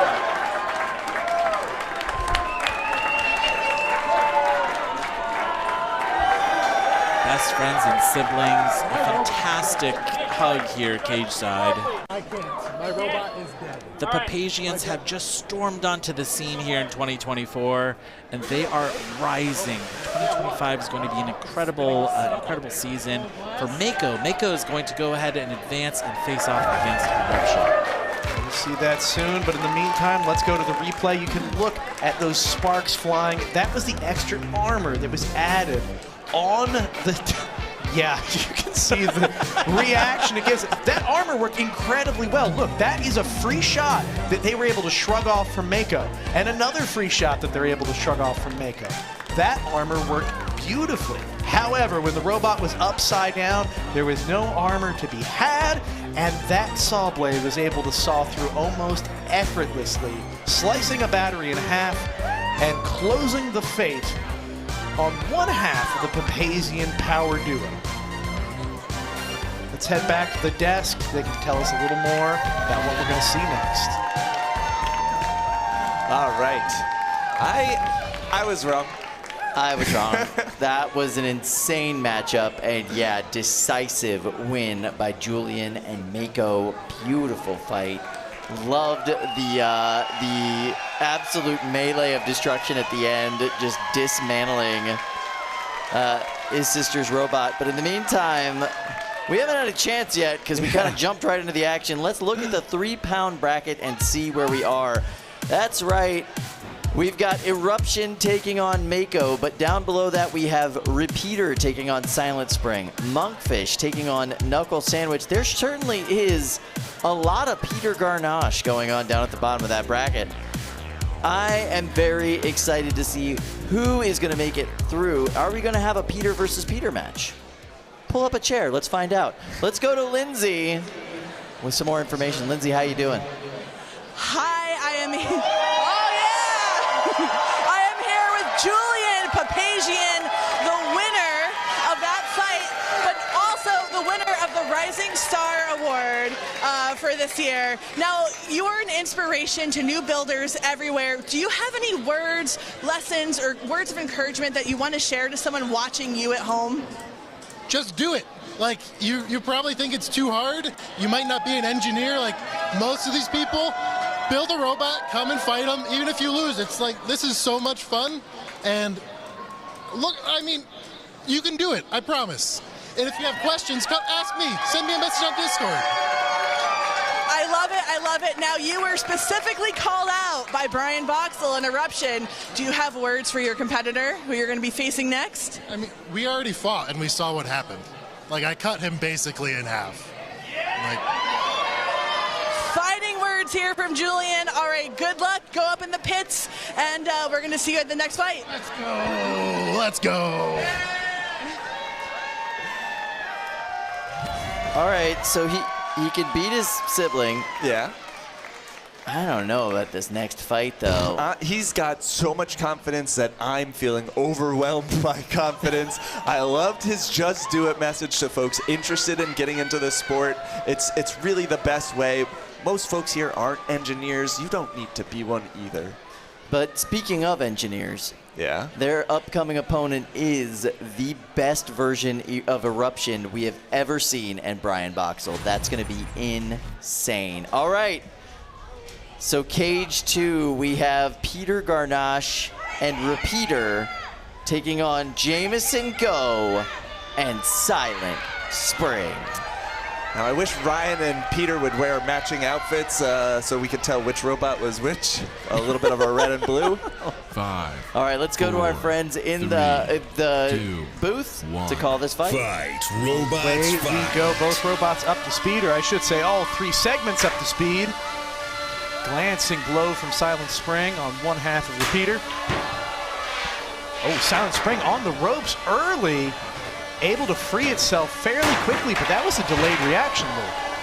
Yeah, stuck up against the rail for just a little bit, which is always dicey because Jameson Go's not running wheels. Ricky, he's running little shuffling legs. He is, but look, we just saw this for the second time this match. After a hit, nothing from Silent Spring. This has happened to Jameson before, where his robot has shock trauma of some kind or another. Not electrical shock trauma as in big hit trauma. Yeah. It goes down for a minute, and when you have a multi-bot like Repeater, that's something you can really capitalize on. Now the blue side of Repeater's weapon is down. I think the belt that you see here is from the blue side of Repeater. And Jameson's just racked up a huge amount of damage points with that. That is true, but so far, Silent Spring able to get hung up multiple times. Look at that pin. Excellent work. You've got to wonder if it looks like one half of Silent Spring's drive is seized up. There's a bit of debris or something that got sucked in there. Oh, and now the robot is coming to a stop. What? Luke, this could be it. Silent Spring knocked out early by the Repeater multi-bot. This would be another big upset. A minute 30 left here. They're calling for the unstick, hoping something will happen here. Yeah, this is a percussive maintenance Hail Mary that maybe, just maybe, Brad, the house bot here can make something connect again or make something unloose, let's call it. It doesn't seem to be working out.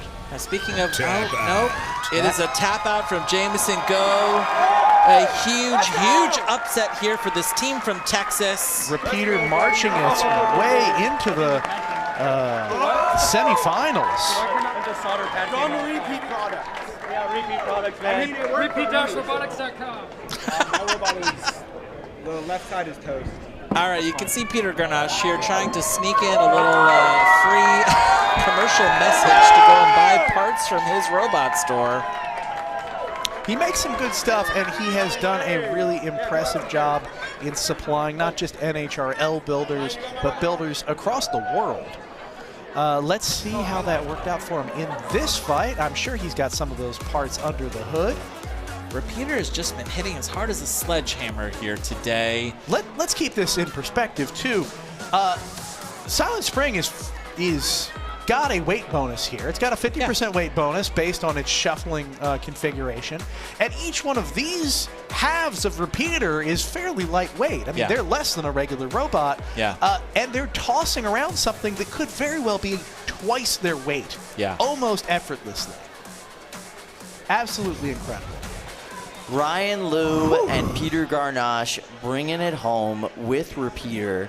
That is what, our second Peter Garnache sighting of the finals rounds here. There's going to be more. In fact, in that same side of the bracket, there will be more Peter Garnache sightings. So keep an eye out for that. But Ryan Liu leading that team to victory against a true legend in Jameson Go. Beautiful fight, by the way. Strategy implemented to perfection. And yes, they did call out Repeat Robotics. Repeat Robotics, that's right, this is their chair. Repeat Robotics, their gear afterwards, because JMO said he had a solder break. And they said, listen, if you'd been using Repeat Robotics gear, because solder wouldn't joints have been an issue. Never break on Repeat Robotics gear, and it doesn't have anything to do with the solder themselves.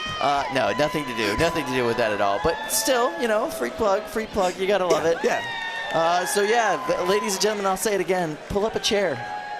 It's gonna be a good day. Repeater moving on into the next round. We'll see who they have to face off against.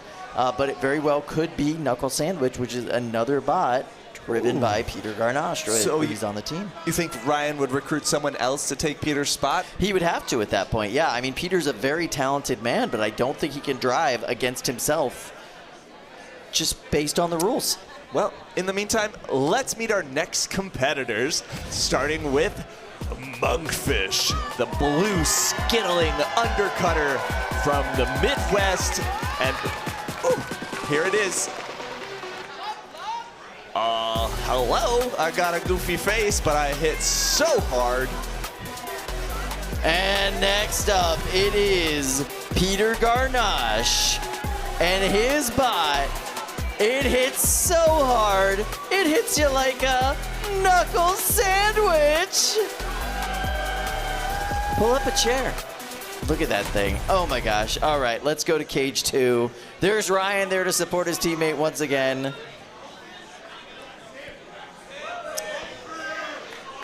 All right, let's head on over to Ricky and Luke to call this fight. Thanks, Sam. This is gonna be a good one. I have my suspicions on how this is gonna go. Luke, how about you? I will tell you, Peter Garnache is a fantastic builder, and he continues to impress. The chair didn't even go upstairs; it stayed down here, Ricky. You know, he's advanced 2 robots here to the round of 8, and you know, like he just threw in his second robot. He brought them both down at the same time. Fantastic. The physical and mental drain that this must be exacting upon Peter today cannot be overstated. It is hard enough to run 1 robot, let alone 2 robots, let alone support I don't know how many of the teams today. Do we have a count on how many robots here are fueled by Peter? Many. I think that is the only possible way. They are legion, ladies and gentlemen and everyone else. Let's take a look at the robots themselves. Actually, let's count down. 3, 2, 1. Fight. Away we go. Now you can see the front of Knuckle Sandwich has this plow added, this front wedge that is in hopes of defeating the undercutter on Monkfish. It's a dicey move that could get beat up, bent up, or torn off. You can see it's already bending up a little bit. What Monkfish wants to do is get around to one of those corners on that wedge and start peeling it away. But what Knuckle Sandwich wants to do first is really go weapon to weapon and try and get under Monkfish and start popping it in the air. You'll see that that they're successful if they're able to send Monkfish into the wall several times here in this fight. Yeah, but Luke, talking about the durability of Monkfish, even if Knuckle Sandwich operates perfectly, feeds that wedge into their opponent and hits them from the underbelly, it's no guarantee that Monkfish is going to go down. However, if Monkfish is able to tear the front plow off of Knuckle Sandwich, it's going to be all over quickly. Yeah, absolutely. Monkfish is absolutely bulletproof. We've seen some of the most destructive fights ever from Monkfish. Monkfish getting burned, Monkfish getting its legs broken, continuing to run. Look at the kinetic energy at play here. These weapons aren't even getting a chance to spin up to full power, and the robots are still flying around the arena. Peter is such an aggressive driver, never staying more than a couple of inches away from his opponent, just hoping to come in here and capitalize. But Remy de Guzman driving here the mini-bot. He's really doing well here on Team Monkfish.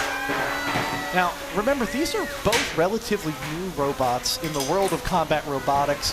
It's going to sound like a lot. They have 29 fights between them. That's, you know, a reasonable amount, but it's not the long heritage that we often see. Oh, wow, what's that? Oh, that is a tire shred off the side of Knuckle Sandwich. Yeah, the now, right side tire is gone off of Knuckle Sandwich. They still have a wheel, though, Luke. They can still drive a little bit on that side. It's not going to be as smooth, but it is still running. That is a lot of damage points, though, for Monkfish. Absolutely. That is certainly functional damage, even if it's not critical drivetrain damage. And Monkfish with this suffocating drive style, really turning on the gas here in the last 30 seconds. Look at how integral the mini-bots have been to Monkfish, and yet Knuckle Sandwich's mini-bot rarely getting into the action in the other direction. Wow, 20 seconds left here in this fight. This one will very likely go to the judges. Damage on the side of Monkfish, stripping off that wheel, or that tire from Knuckle Sandwich. Certainly the most visible bit of damage completed in this fight. I'm sure, oh, nice pin though, talking about Knuckle Sandwich not having their mini-bot engage. That is a good way to end the fight, a very good impression for the last moments. Peter looking a little bit nervous. I can't blame him.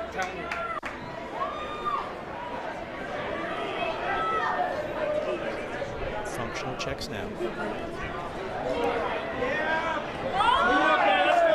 Can Ryan move? Can your mini-bot get out of there? Can the mini-bot move? Oh, interesting. Okay. Saw the mini-bot here was stuck. Now, generally, a stuck mini-bot is not the same as a broken mini-bot. I see full drive, I see full weapon. How about the mini-bot? They're doing their functional checks here. This is crucial in a close match. I saw Monkfish running around. Oh, Monkfish's weapons fired right back up. Absolutely, and both mini-bots running okay, at least intermittently. I did not see what happened with Knuckle Sandwich, but it didn't appear that it was suffering at the end of the match. I have a feeling this is going to come down to functional but not critical damage. There's a whole rubric for this, folks. The judges will look through it, but in the meantime, Kyle and Sam are going to bring you into our next fight.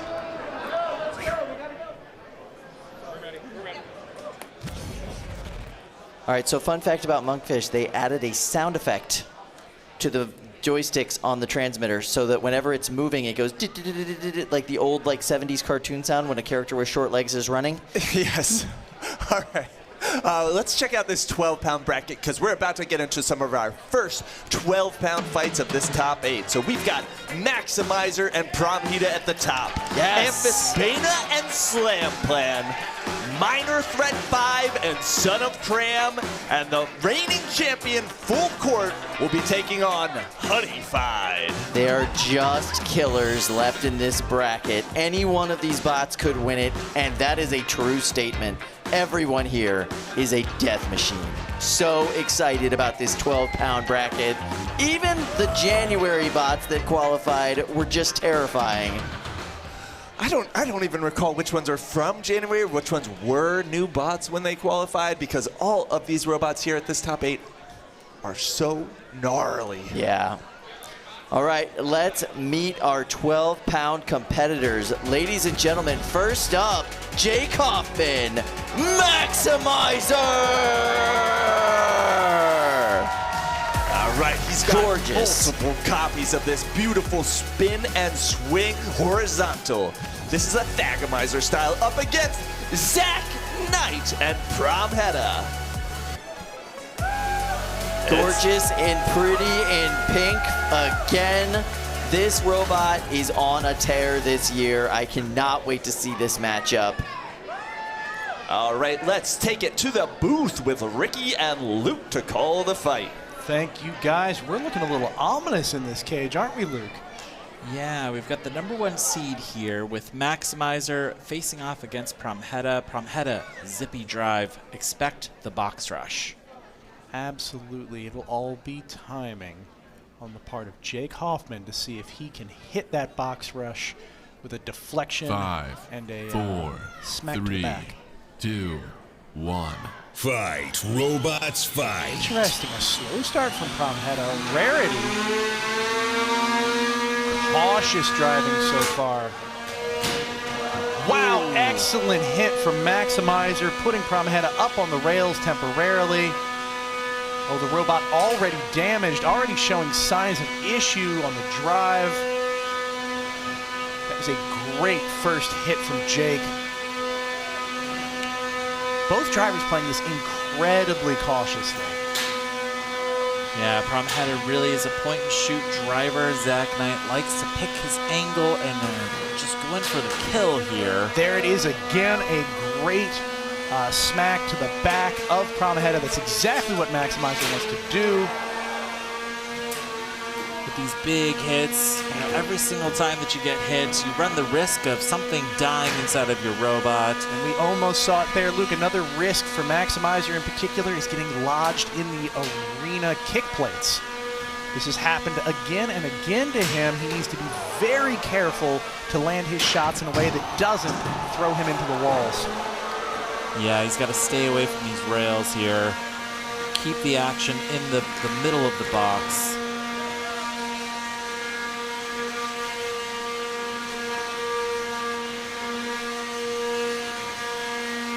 I gotta say, I imagine Jake must have trained for this. This is the most composed and most careful I've seen him drive. And I think I saw some belts here, Ricky. You may well have. There was a bit of a miscalculation. The weapon is gone on Prometa. Yeah, but it seems to be spinning down on Maximizer as well. We may have two weaponless robots now. It's very quiet in this cage. Now these are both... No, it is spun back up on Maximizer. It took a minute. Wow, with 60 seconds left here, Maximizer's time to capitalize is now. And Prometa, you can see, is getting much more aggressive. Really nothing left here to lose. Zach Knight is behind on the points. Needs to score a knockout somehow. Look at the complete strategy flip from Maximizer. They're leading with their weapon now. With Prometa's weapon gone, they can afford to do that. Smack with the weapon upside down at the top of Prometa. Maybe try to decapitate it. That would be a great look for the judges. Really great mobility here from Prometa. Zach's, you know, just his drive style has always been the most aggressive part of that robot. This looks like it will be going to the judges. Prometa, such a force even without a weapon.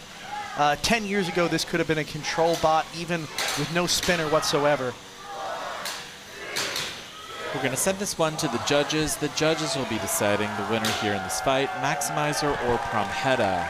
Maximizer looking incredibly strong coming out of that fight, but you can tell Jake did not want to leave that up to the judges. So these are teammates on both sides of the box from Team Defective. This growing team here in Ohio and in Pennsylvania. You can see they're wearing similar jerseys there, Ricky. They are. There's a thematic. Oh, look at this. Give me yours. Oh.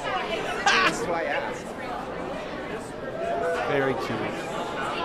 They're doing a jersey swap. Jake hamming it up.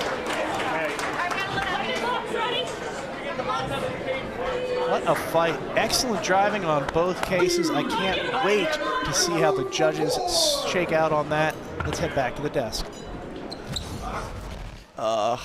Beautiful showing by both robots there. Maximizer really getting the advantage at the end of that matchup with their weapon still functioning the entire time.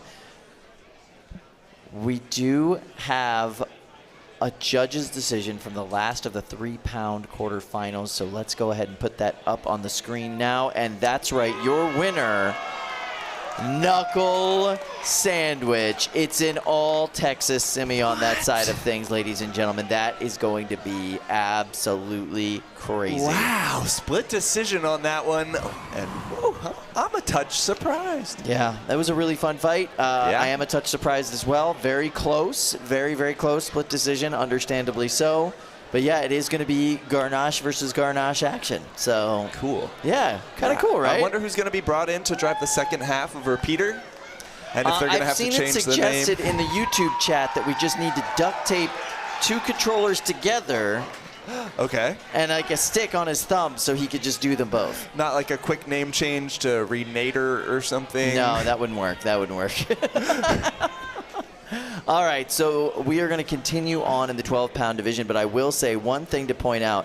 Before today, these 2 bots have gone against each other, and they have a 1v1 record against each other. 1 win each. Okay. And I don't think Jake ever likes it when it goes to the judges, but he does win judges' decisions. He's won 9 judges' decisions throughout the season. Yeah, and so this one... Yeah, his weapon was going, though. His weapon was whole going. Time, he was driving that's really well, important. and he was doing damage the entire time. So I hope that bodes well for Jake. He certainly needs the win to move forward, so we shall see how it goes. In the meantime, though, Zach Knight, what a year for that guy. Just a complete change in attitude, a complete change in drive and motivation. Yeah, the he bot hit it hard performed this beautifully, year. absolutely beautifully. So proud of Zach Knight and Prometa. Yeah, that's going to be close. We'll see how that goes. Yeah, I'm excited to see those results from the judges. But in the meantime, let's head up to the pits with Chris and see what he's got going on. All right. Hey, guys. Ryan, Peter, Corey, great fights today. Well, and in that vein, in that spirit of great fights, I want to take a moment here and on behalf of the NHRL family, I want to issue to the 3 of you this award for the Catalyst versus Repeater Fight of the Year. We all voted, and the 3 of you have won. And the cool thing about this award is it's an award, but it's also 3 awards. And so everyone can take a slice of the pie home with them. Congratulations to all of you. And I hope to see some more great fights tonight. Let's go! All right. First, Peter. 2 incredible beetle fights in a row. What's that like? Bro, it's crazy. I thought going into both of them that I was losing. I mean, Silent Spring and Monkfish are some of the scariest beetle weights out there, and I thought there was no chance that we were gonna take it home. But beating both of them in a row, like it's a high I've never felt before. Now, tell me a little bit about that fight of the year. Can you summarize that and give me a succinct digest? So Corey's robot Synthesis was one of the most terrifying robots out there. He was the only robot to ever dethrone both Lynx and Droopy, the only NHRL world champions at the same time. And so we took our brand new 2 robots, a brand new concept, and we upset literally one of the best robots that entire season. And it was just absolutely insane. It was a back and forth fight until we smacked him hard enough to get some of his electronics to fall out. And I mean, it was, like, I think I laid down for like 20 seconds after just to comprehend what happened. Well, I just want to congratulate you all again. Let's see some more great fights. Back to you guys. That really was such a good fight. It was back and forth for a while until it wasn't. And Corey Nascent, back-to-back fight of the year. All right, guys, let's meet our next 12-pound competitors, starting with Amphispina. All right, it's got dual egg beater drums, a solid midi bot with a great driver, and it's up against Slam Plan. Brendan Steele, the business cat himself, he is here to destroy the competitors. Look at that blade. This bot is absolutely dominant in this weight class, and it is designed to take out bots just like Alex Richmond's Amphispina. Look at this crowd going absolutely nuts. All right, we are in Cage 1. Let's head over to Ricky and Luke in the booth. All right, now we've got young drivers here on Amphisbaena's side here. These are teenagers who've built this incredible robot, facing off against Brendan Steele, aka Business Cat, here with this big wheeled vert of Slam Plan. Now, Brendan is on the pit crew for Team 5, Huge, very close 4, friends with Jonathan 3, Schultz, 2, and he's been building big-wheeled robots. Fight, in college. robots, fight. And away we go. Interesting slow start. Oh, paused. Something has gone wrong. While we have a moment, we'll talk about some of these design features. It's incredible. The front of Amphispina has so much going on it, Luke. Yeah. It has fibrous, compliant armor, that bright green kind of fingery looking texture on the 5, front. 4, Here we go. 3, 2, 1. Fight, Away we robots, go. fight. Interesting that they're running that armor package despite an opponent where it will make no difference. But you know, it looks good. Fight, robots, fight. Yeah, I think that they want to try and maybe get under those wheels, try and tip Slam Plan up onto its side. That has been a winning strategy Just like so that, far. Ricky. Wow. Oh, Drive struggling on the left side of Amphispina now. That was quick. Slam Plan has been so effective. You can see the belt was laying on the floor. Now, Slam Plan is designed to kill verts, and this is 2 verts in 1, Ricky. Yeah, it's, stab, 2 times attack bonus kind of deal. Yeah, exactly. One of your weapons goes down, you've still got half of a weapon, which is pretty good. Yeah, which is exactly what's happened here. You have, I see there. Well, at least one is struggling. It looks like one of those weapons is just spinning from kinetic energy. Tap Wow. Interesting. Tap out. That is an early tap out. I got to say, the Slam Plan's positioning, they were back, waiting, ready to get out of the arena even before the tap out was finished being mentioned on screen. Brendan Steele means business. Alexander Richmond here from Clifton, Virginia. One of our best young builders here. Very good friends with Lars Elliott, very good friends with Johnny Soompas. This is the fresh blood coming into this sport. You can see from Amphisbaena, they're teenagers, but they can build an incredibly sophisticated robot. And Brendan Steele cruising to victory here against a vert. It's so interesting to see with Brendan because it really goes from burst of composure to excitement to just kind of a little nonchalant, yeah, I'm the best. And then back again. The cycle seems to repeat. Right now, though, what is this look on his face? Yeah, it's joy, Ricky. Is that you should what try feeling it sometime. Is that what a joyous business cat looks like? We'll head back to the desk. Maybe they can weigh in on the topic. All right, Amphisbaena, not probably the best design to go up against Slam Plan, but Brendan Steele, what a beast. Undefeated this season. Undefeated this entire season. Slam Plan. Business cat Brendan Steele. Just a stone cold killer. And we have a judge's decision from the previous fight, Kyle. And here it is. It looks like Maximizer by unanimous decision over Prometa. Not really much of a surprise there. Big wide margin to be expected. Jake is the #1 seed for a reason. That bot performed beautifully, working the entire time, and he was able to execute the strategy the entire time.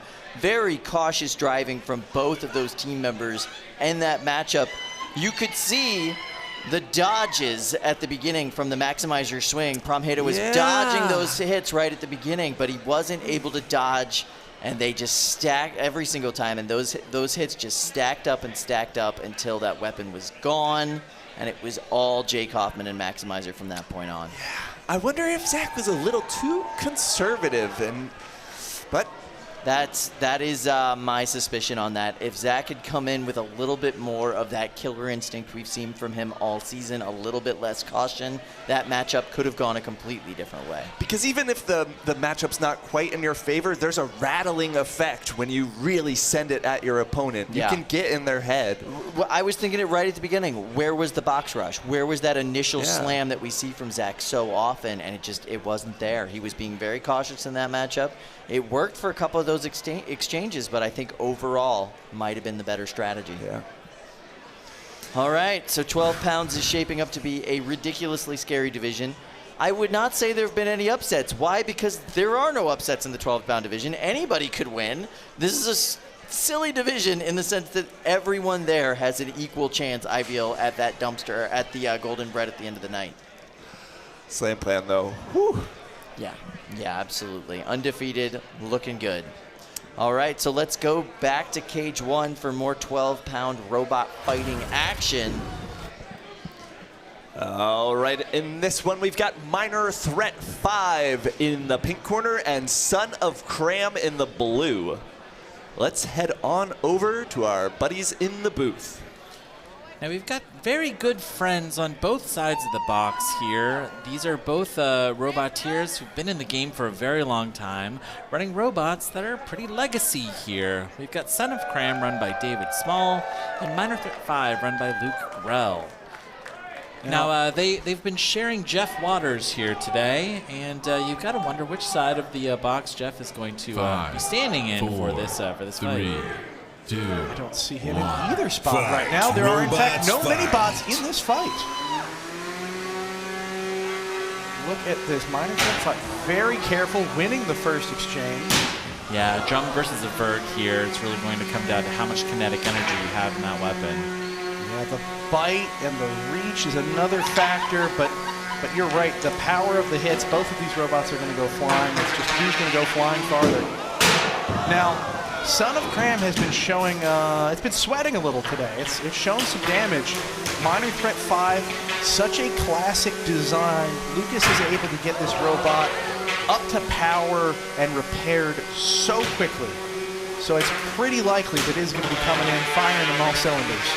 You can see some of these forks starting to get caved in on Minor Threat 5. It's been sitting there askew. They are, however, doing the job up against the drum on the front of Son of Cram. Oh, half of the forks are gone on Minor Threat 5. And that is, to an extent, what you want. The worst case scenario is those forks are bent up and stuck in place. Right. You want them to cleave off. They've done their job. Move on to the next fork. Right, yeah. He still has 2 forks left here.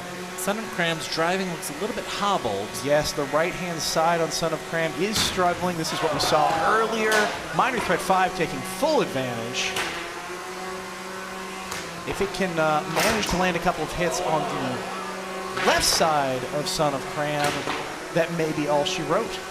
Luke Grell successfully corralling Son of Cram into the corner.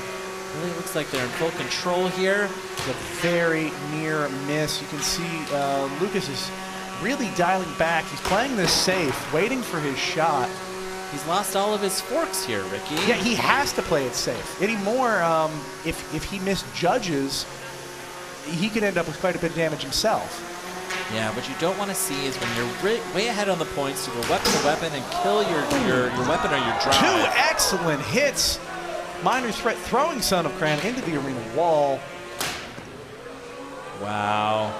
But David Small unable to get out of this corner. Let's see if the save is going to be successful. He's going to say, let's see if it's even allowed. He's asking for the unstick. Minor Threat going in to make it. Oh! Pushed out of the way. That is a risk you run if you try and mess with a robot. Oh, look! Minor Threat's having none of it. Now, says, I'll show you, Flo. If you attack the house spot's able to defend itself here, Ricky. Yeah, now it may well decide that it wants to focus on freeing Son of Cram. It appears to be doing that now, but it's anybody's guess. These are wild animals. These are not domesticated house robots. As we enter the last 10 seconds of this fight, I think that this was a decisive win for Luke Grell and Minor Threat 5. Yeah. Oh, and some smoke starting to pour out in the last seconds from Son of Cram. Not a great look as we send it to the judges. It truly is not. However, both competitors did put in a good fight here. Both of them drove to the extent that their robot would let them. I don't think there were a lot of forced errors. It just came down to a bit of rock, paper, scissors, and Minor Threat more than likely took it home. You can hear there, Minor Threat destroyed its own weapon fighting the house bot. That will happen.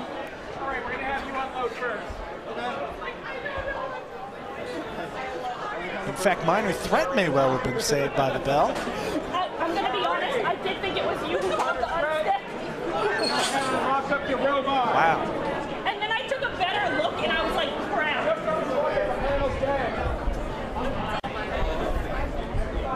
David Small, of course, one of the most ironically named builders here. He's massive. Yeah, he's a giant among men, at least intellectually. He is true. Actually, he's a doctor. I don't know if you knew that. We're going to head back to the desk. Guys, what can you tell us? That was a beautiful matchup. I thoroughly enjoyed that fight. Forkless and still a winner. That was really incredible. That end was goofy. That was a very goofy ending. That was a very goofy ending.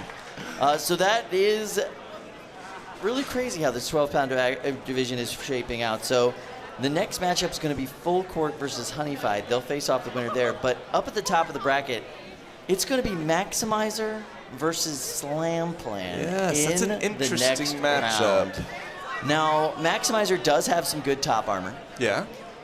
Slam Plan is really good at taking out low-to-the-ground bots. Which Maximizer is. But the big impediment to any big-wheeled robot is a powerful horizontal. Yeah. And that is just, I don't know how that's going to go for either of them. I'm very interested to see how that matchup shapes up. You think Maximizer's going to run upside down so the blade is a little bit higher? He has the capability of doing that. He's just got to change the way the weapon motor's configured, because currently the weapon motor's kind of configured to self-right him whenever he needs it. So it all depends. Now, are we going to see some of that, rubber wheel kind of grip get sucked into Maximizer too? That's something that I'm pretty concerned about there, because obviously that's what he's going for, is wheel-on-wheel action. That's kind of an armor of sorts. It is, yeah. We've already seen it cause the end of a fight earlier today, so we'll have to see how that works out for him. Yeah. Very interesting matchup. I know that Maximizer is looking really hard at moving forward. They barely qualified for World Championships this year. A skin of the teeth sort of situation. Like the math barely worked out in the sense that they were able to make it here. So, they're going for a deep run. They know this is their chance. It's going to be really intense. But Brendan Steele, undefeated so far this entire season. Wow. All right. We've got a judge's decision, Kyle. All right. Let's look. And here it is. A Minor Threat 5 unanimous decision. No surprise. No surprise. Big wide margin. Son of Cram going back to the West Coast tonight. Not a surprise at all. David Small, phenomenal character, phenomenal competitor. Now let's meet our competitors. Starting with Full Court, Coleman Christie. Absolutely amazing driver. The current reigning defending world champion, Full Court. So wide, but he is up against Honeyfied out of the Honeycrack team of Maryland. It's a horizontal spinner that hits hard. He's going to be looking to get around to the soft wheels of Full Court, but it's going to be tough to reach him. We're in cage 1. The bots are loading up. Let's head over to the booth for the play-by-play.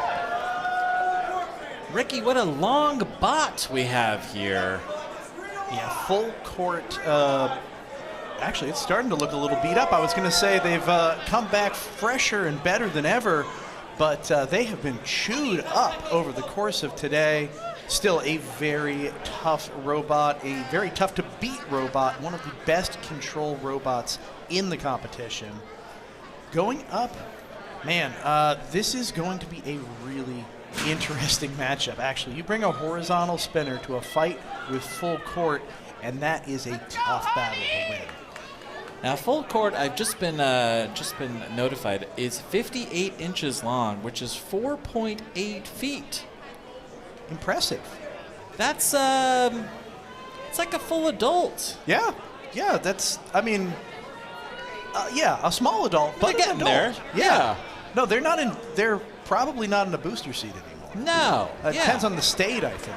No, that actually, it's a good point. We actually have a safety issue at one point because full court was a little bit too long to comfortably fit in our sand buckets. We had to make some adjustments to make sure that we could safely evacuate it from the building in the case of a fire. They fit diagonally.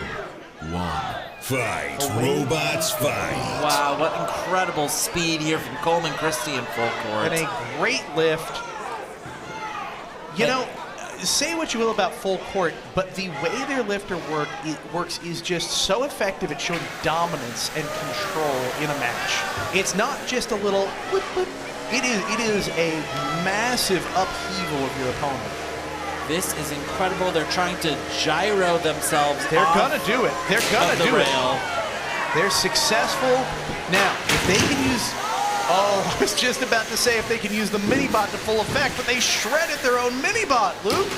Wow, Coleman Christie with this long, floppy robot going after Honeyfied, trying to tip them up onto the rail one more time.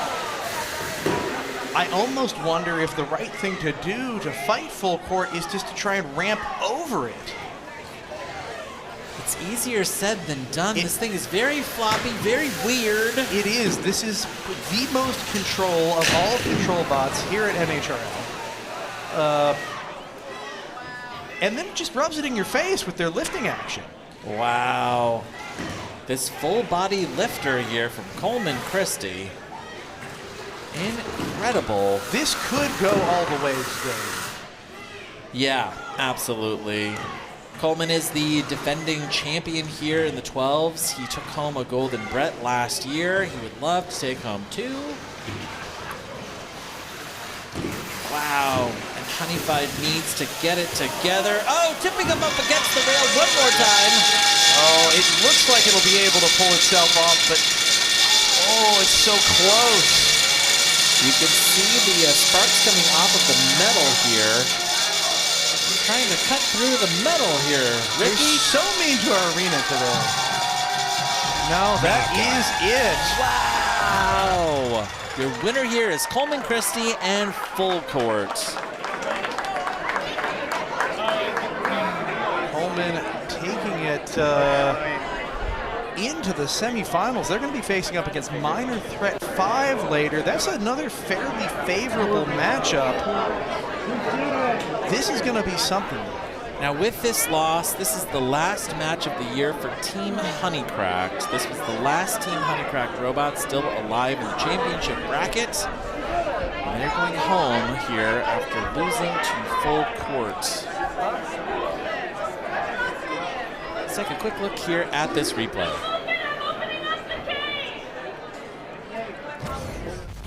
And away we go. You can see full court right off the bat, able to control their opponent.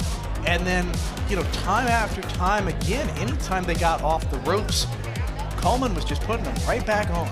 I'm so impressed by the flexibility of full court. You know, like it just conforms to really almost any shape that it needs to get into. Yeah, and that's not just a durability thing. It actually makes it tougher to fight. When you have that kind of enveloping force, it slows down weapons. It's a terror if you're trying to face it. Let's head into our 30-pound semifinal bracket and see where we're at with a real championship tournament. Ladies and gentlemen, top of the bracket, 2 heavy hitters. Megatron taking on Waddles. Down at the bottom of the bracket, you've got Synthesis 30 taking on Chonkiv. I am very excited about all of these matchups. Our cage, however, is not. Now, let's meet our first competitors coming to the cage right now. It is Jameson Go and Megatron.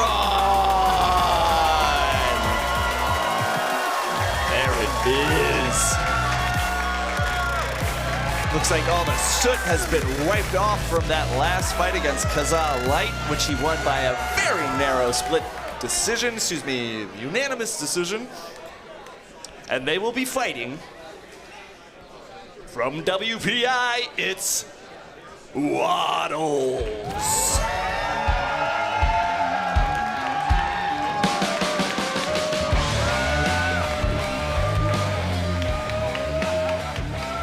Rocking the vertical configuration for this fight, alongside their cam lifter minibot, hammering those forks into place, making sure they're flush with the ground. This is going to be an interesting matchup. I'm very interested in the fact that Waddles has gone with their vertical configuration here. Waddles is a modular robot able to pull out either a vertical or undercutter attachment. I think I get the vertical for this fight. It's ever so slightly less spots for Megatron to hit on top. So sure, maybe it's only 4 inches by 6 inches, something like that, but it's still a dangerous spot. Could damage the saw, could damage the arm. You're absolutely right. Probably the smart move for them. Jameson Go running this tracked hub motor version of Megatron. It's actually one of the lightest Megatrons we have ever seen, weighing in at 26 pounds. Interesting. I wonder if that's just this particular configuration or if that's just how it is this year. Just this overall Megatron is lighter. He's got room to add stuff into the future, room to change in the future. Keep in mind, there's a lot of different factors on this Megatron, right? We've got the tracked treaded wheels. We've got the hub motor design, so it's a very different robot, and he does like to experiment and add into his bots in the future. I mean, I think about Silent Spring, he didn't even fill in the weapon mount on that for like 2 years, 3 years. It was just empty, like, fill on that weapon mount. All right, the box is locked. We're gonna take it on over to the folks in the booth. Ricky and Luke, call this fight, please. Thank you, Sam. I can't tell you how excited Luke and I are to get right back into these absolute, incredibly entertaining fights.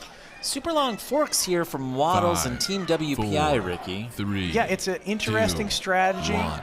Fight. I Robots think what's going to happen is they're going to try to get Megatron hooked up on the tips of those forks and then run them hard into the wall for maximum feeds and speeds on that weapon. Oh, look at Megatron. It's running. Yeah, it's running. Look at the armor it's running. You can't quite see it, but TPU flexible armor, and that is doing a great job propelling the forks on Waddles. Oh, a big hit on the top of Waddles. It's only going to take a couple of those before it's done. That is really what Megatron wants to do. Get around to the side, push Waddles up against the rail, and really avoid that huge vert here. You can see one of the cam lifters already off of Waddles' mini-bot. Not a good place to be. Now these super long forks on Waddles are acting like keep-away sticks, really just preventing Megatron from landing a huge hit. Oh, no. That squishy underbelly has been exposed, Luke. Let's see a big hit here.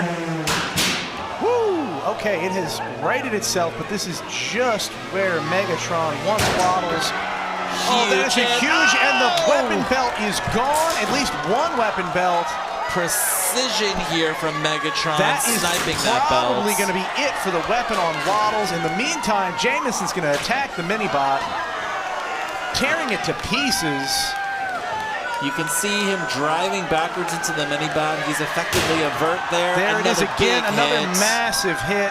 The weapon is down at Waddles. They have tapped. Your winner going to the finals is going to be Jameson Go and Megatron. My goodness. Thank you for killing it. It needed to die. Wow, you can hear Jaron Leapson there saying, thank you for killing it, it had to die. And and the crowd is chanting Megatron, Megatron, Megatron. What a roller coaster this must be from Jameson. He was just being chanted out of the arena. His opponent was getting the chance. Now we're jumping right back to him on top. The people love it, Luke. Now this is a return to form for Megatron. Jameson Go took home the Golden Brett in the 2021 NHRL Championship. He has 2 golden dumpsters here for Megatron. But this is an experimental design for him, and it is working out great here. Let's take a look at the replay. You can see Waddles really struggling to regain its footing, and then that blow right there, taking the weapon belt and one of the drive belts off of Waddles. The weapon continuing to spin just from its own inertia, but that was really all she wrote for Waddles. See Connor there saying tap, tap, tap. Jameson Go. Very excited about his performance. I'm going to send this one back to the desk.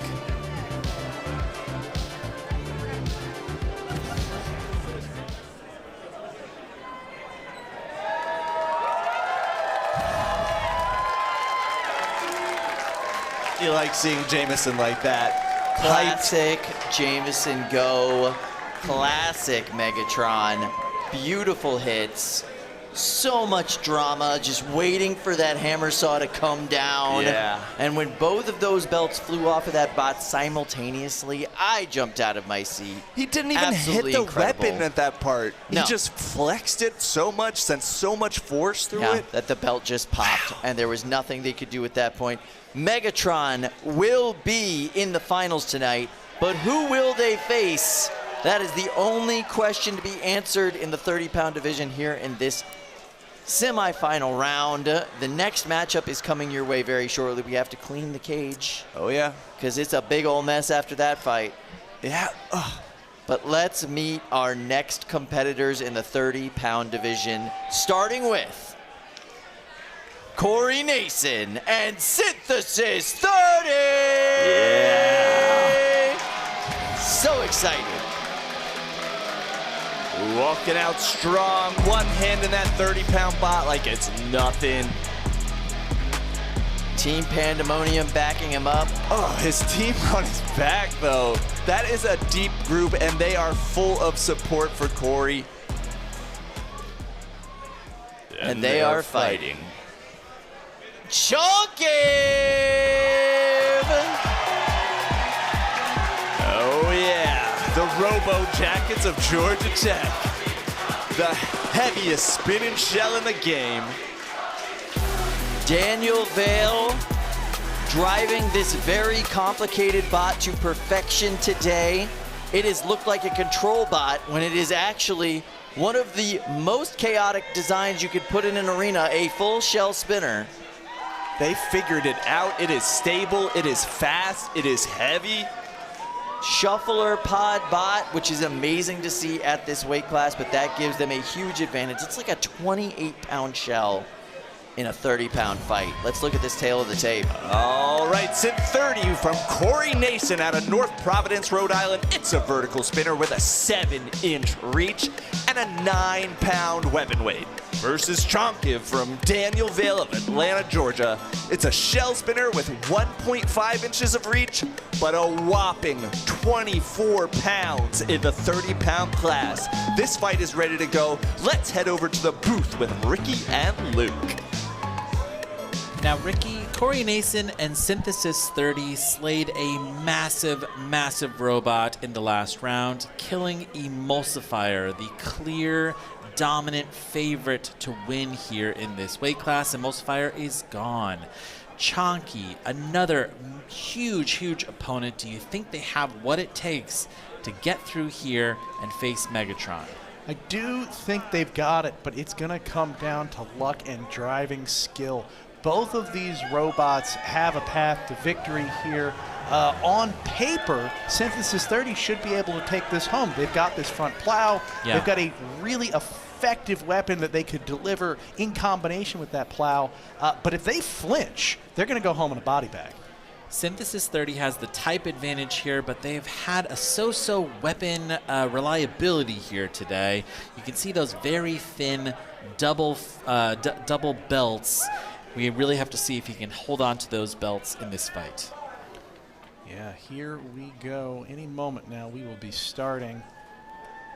Oh, interesting, Luke, speaking of those belts, you can see they've changed the type on one of them. 5, 4, 3, 2, 1. Fight, robots, fight. There you go. Wow. Chonkiv just dismissing the robot entirely. Synthesis staying very controlled, doing a good job. Oh, and a fire has broken out on Synthesis 30. Wow, you can see that fire on one half of Synthesis 30. And that is going to be it. That drive system is down. The weapon is still going. Chonkiv taking no chances, delivering an extra blow there. But that is going to be it for Synthesis 30. What a decisive win. Less than 30 seconds into the match. What an incredibly powerful robot. Incredible. Look at the gouges in the front of that AR front plating. Now Synthesis 30 has called for the unstick. Their weapon is going. You can see smoke coming out of both sides of the robot now. Wow. There is not much to speak of here. That robot is dead here, Ricky. Yeah, there is nothing but a sad, lifeless husk left of Synthesis 30 and the proud victor. Now this sets up a really interesting matchup with Chonky and Megatron. Jameson Go went to Georgia Tech for his undergrad, and these are current Georgia Tech students. So you're an alumnus fighting, his former team. Fantastic. It is quite a story. Let's take a look at the replay. Synthesis 30 off to a great start. I really would love to know what happened internally. That appears to be either a battery rupture, maybe no, I'm going to go ahead and call that a motor controller rupture. We'd be seeing smoke for a longer period of time if that was a battery. Yeah. Surprisingly still able to drive for a while after that smoke started, but it really spelled the end for Synthesis 30 in this 2024 championships. You can see those redundant systems inside of Synthesis 30, and when one of them caught fire, it was the end of the match for this fight. Okay, we're going to go back to the desk. We have the 3-pound bracket coming up next, and it is shaping up to be a very interesting bracket. There's a really good chance for a first time ever Texas Golden Brett in this bracket, ladies and gentlemen. Let's check that bracket out right now. All right, we've got Eruption at the top versus Mako. Repeater versus Knuckle Sandwich, and that's it. These are the 4 bots that are left. That's all Texas down at the bottom, but up at the top, we've got Eruption versus Mako. Eruption called their shot. They wanted Mako tonight. Let us see how that one is going to go. Brian Boxall is a man on a mission. He's already mad he's got to fix a dryer, so I wouldn't want to mess with that guy right now. Yeah, Julian and Mako are not slouching back from them, though, so let's meet these competitors. First up, we've got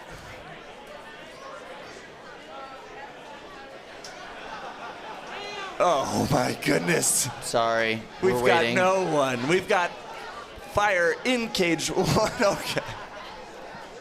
All right, first up, Brian Boxall and Eruption!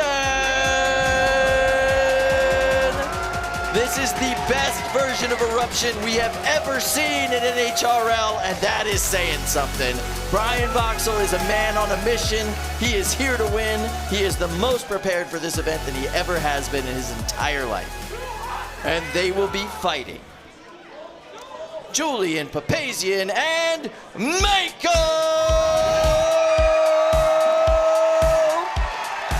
All right, he's got Dima at his back. She's on the mini bot. He's on the main bot. He's gonna bring the heat for sure to the too hot to handle team. He is making Sawbots not only great, but relevant in this weight class again, and true Sawbots. None of that hammer saw nonsense. No. That is a full-on multi-tooth blade Sawbot cutting through all the material. I love it. All right, while these robots are getting turned on, let's check out the tail of the tape. Eruption from Bayern Boxel of Marlborough, Massachusetts. It's a beater bar with an amazing 40-18 record. Driver for Mako is Julian Papasian, and they're from Old Lyme, Connecticut. He's rocking the overhead saw with an 11-0 record in KOs. But head-to-head, it's all Mako. Let's go straight to the booth with Luke and Ricky to call this fight. Thank you, guys. This should be a good one. Now you could hear in that earlier fight, that post-fight interview, Julian said, "Well, you know, I basically cut Eruption in half before. Let's see if I can do it again." I think he's shooting for quarters this time. Yeah, there you go. That is just the nastiest saw blade in the game. It spins at something like, what, 400 miles an hour? I think, yeah, it's roughly, it shoots for 420. And, you know, it's imperfect. At least last I checked. You know, we keep it, we have to test it. Once it gets above 300 miles an hour, we have to run some math and make sure that it's safe to run in our cages. And I'll be honest with you, when I talked to them about this, it was like, you know, you could, 5, but it's probably not a good idea, and they proved me wrong. 2, 1.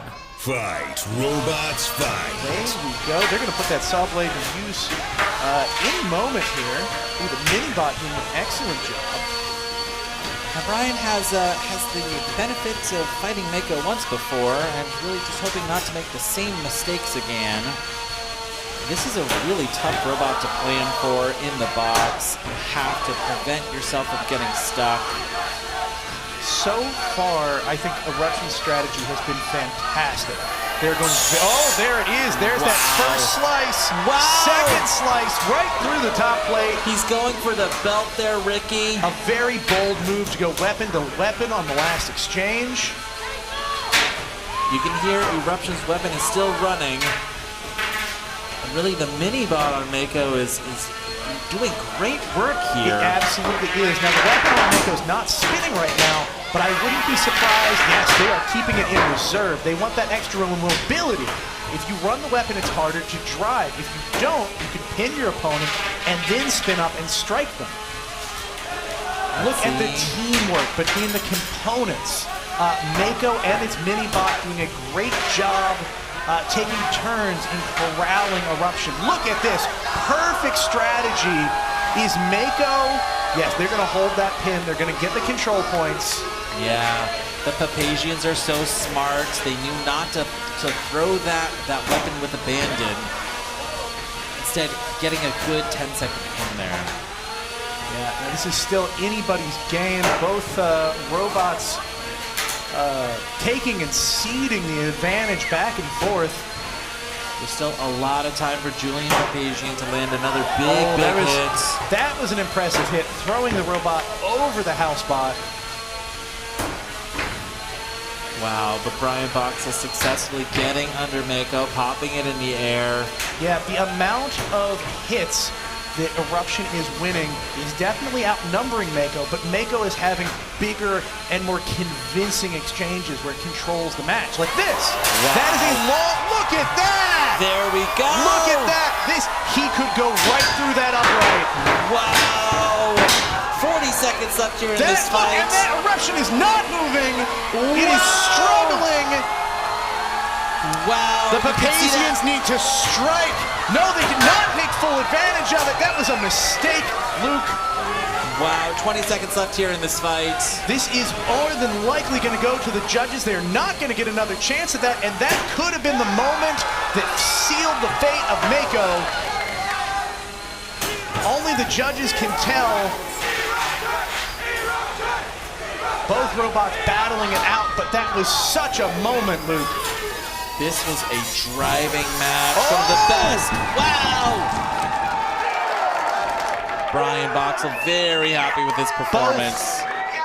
Oh, the Papasian's not looking as pleased. I think they did an excellent job, but they are not feeling confident leading this fight.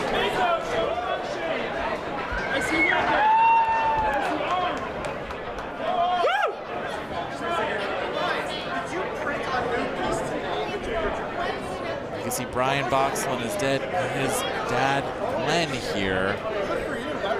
Very happy with their performance. Really out-driving two incredible drivers here in Dima and Julian Papasian. Eruption getting under those robots, popping them in the air.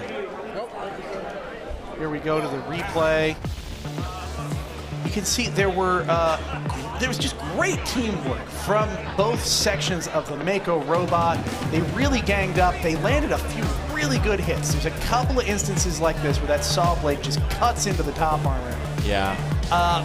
But it wasn't enough. Aside from those big hits, Eruption was just able to land hit after hit after hit. No individual one doing that much damage, but showing a lot of control and a lot of aggression.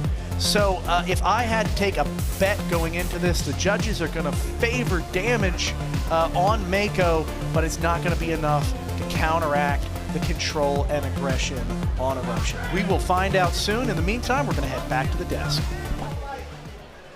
Ooh, that was a stressful matchup. That was extremely stressful. I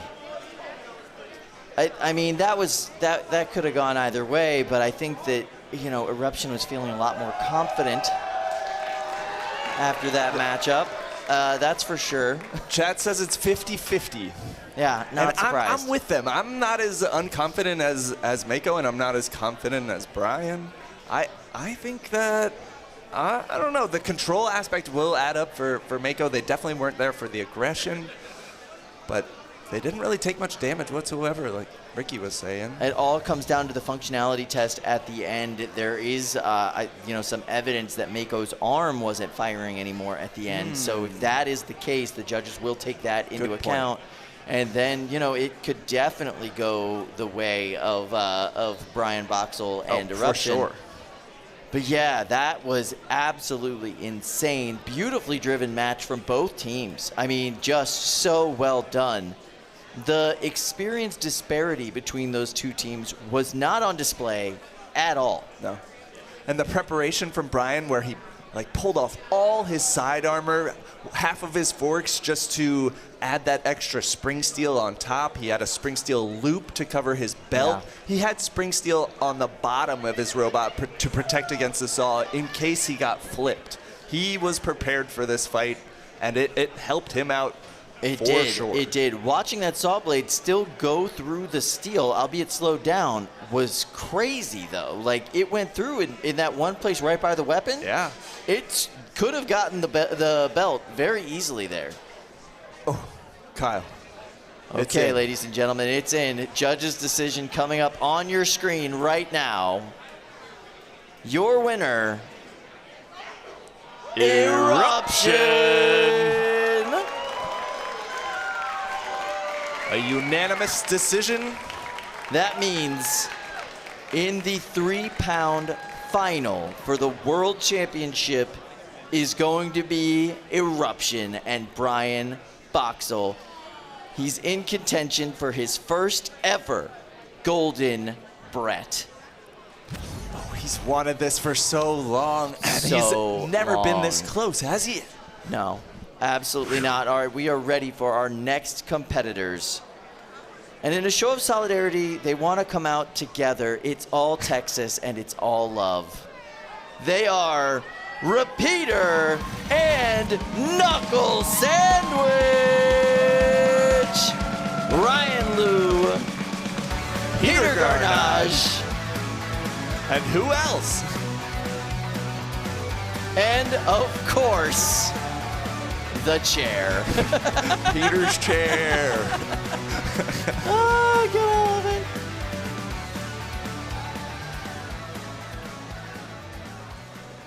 All right, see 4 robots and 2 drivers, so how's that going to work out? Listen, it's a hoedown. Anything can happen here in Texas, okay? Oh, they've all been donning their cowboy hats. Do they all have Looks cowboy good, partners. hats on? All right, let's check out this tail of the tape. All right, repeater from Ryan Liu from Plano, Texas. It's a 2-part multi-bot with beater bars. Their record is 10-2. And Knuckle Sandwich from Peter Garnache from Greenville, Texas. Also a beater bar, only one of them though. Their record is 13-1, and head-to-head, repeater has it by forfeit. Which means pretty much nothing, Kyle. Yeah, they've never fought. Not really. It was a strategic forfeit. We all remember. This is fine. Let's go to our friends in the booth who are going to call this action. Thank you, guys. I'm excited. Oh, a little chair violence to start off the match. Wow. Peter's taking none of that, rental chair business. He brings his own. Yeah. It's an expensive chair there, Peter. Yeah.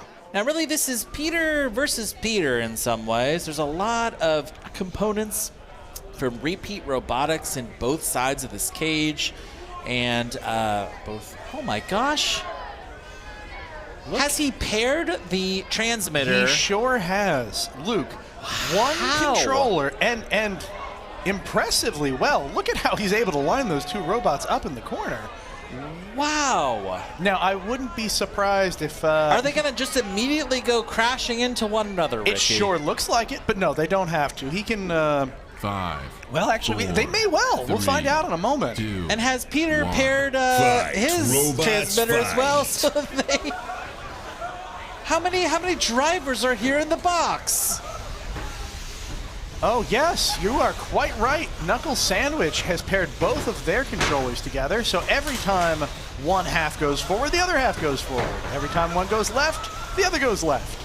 You've got a little bit of chaos here in the box. You've got to love that. Here are these cowboy hats just... This is the kind of zany hijinks I love, Luke. Yeah. People always talk about doing this. You never see them do this, let alone in the December 3-pound semifinals. I love it. They are having a great time here in the box. Listen, we don't want robots to do a strategic forfeit at this point in the competition. But if you want to have a little bit of fun with it, because let's be honest, they're both going to walk away feeling like they won this fight. Yeah. And one of them is going to walk away with a place in the finals. There's a Texan that is advancing here. Right. Yeah. This is the kind of spirit we love to see. And it's a synchronized dancing kind of vibe from it. Yeah, I guess if your dancers were impaired, maybe.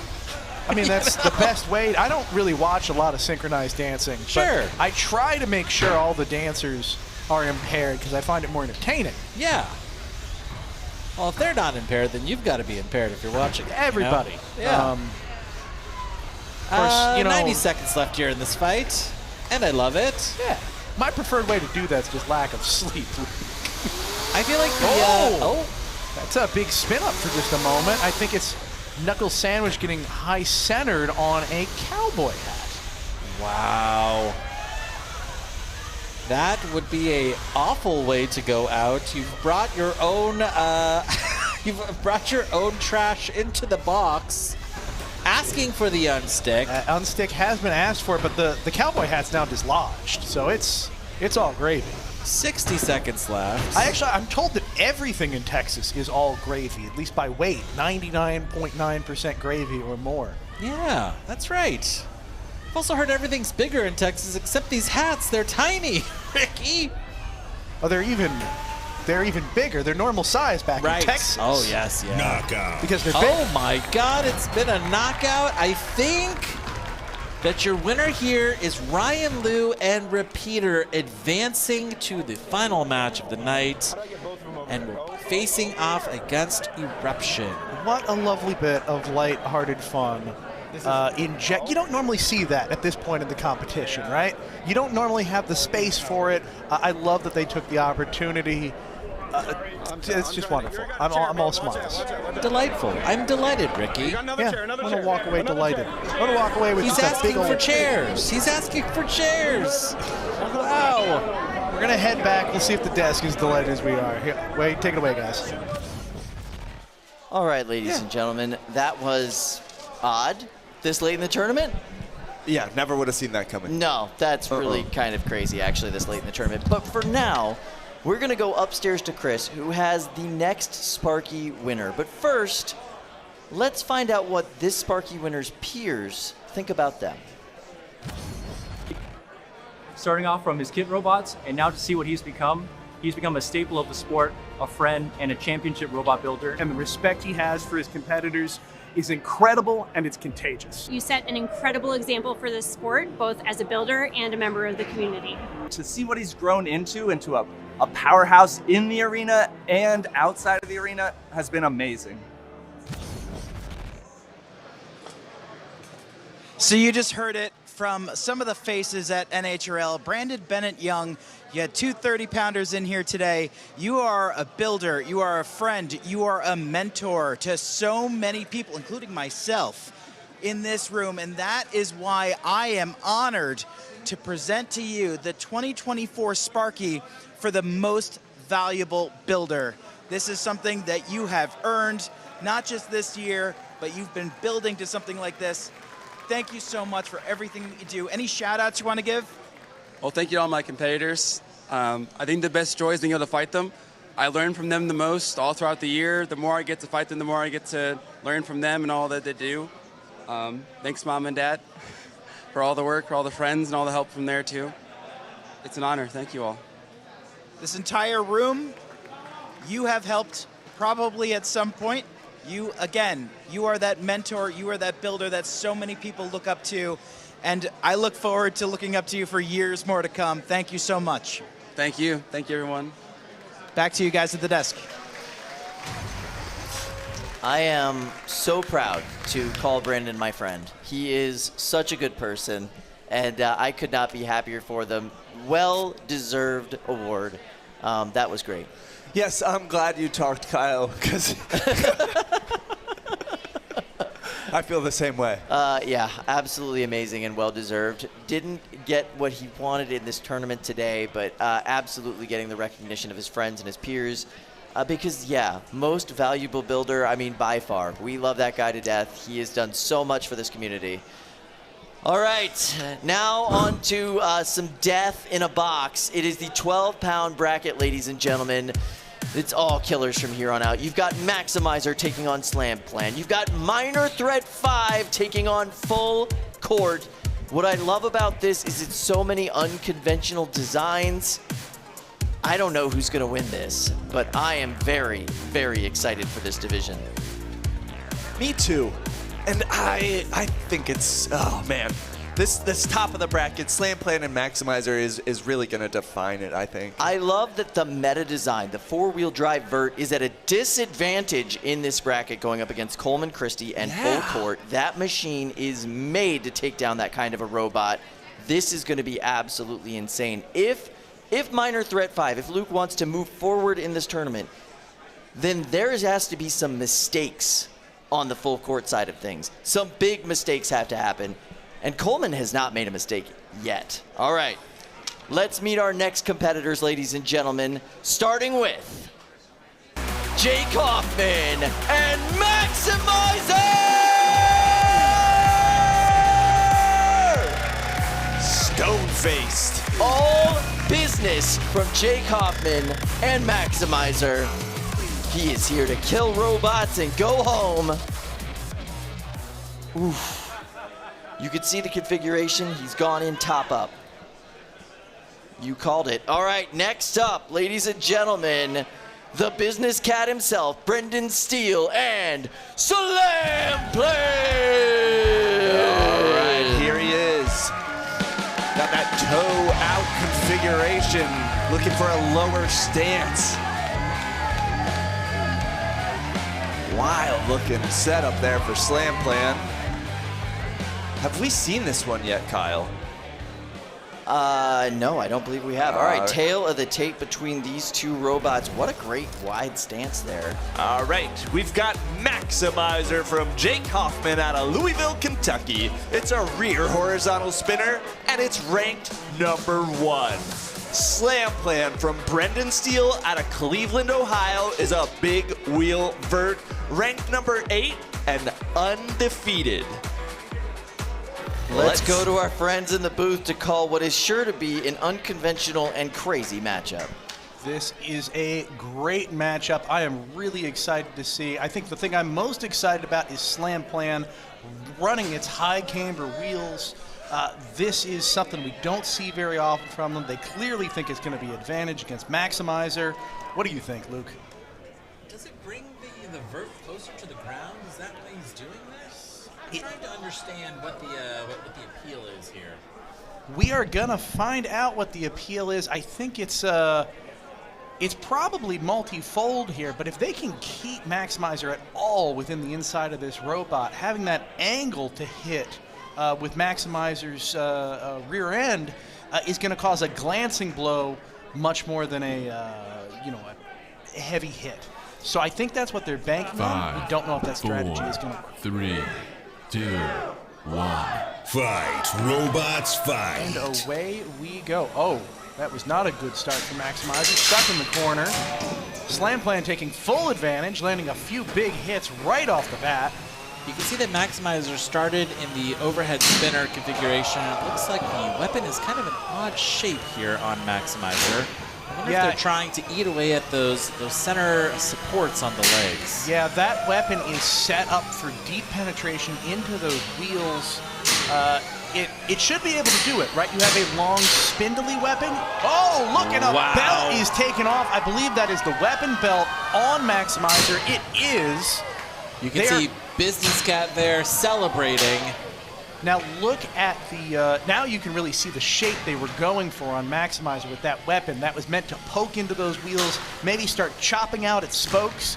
It is not going to work out like that for them today. 2 minutes left here in this fight.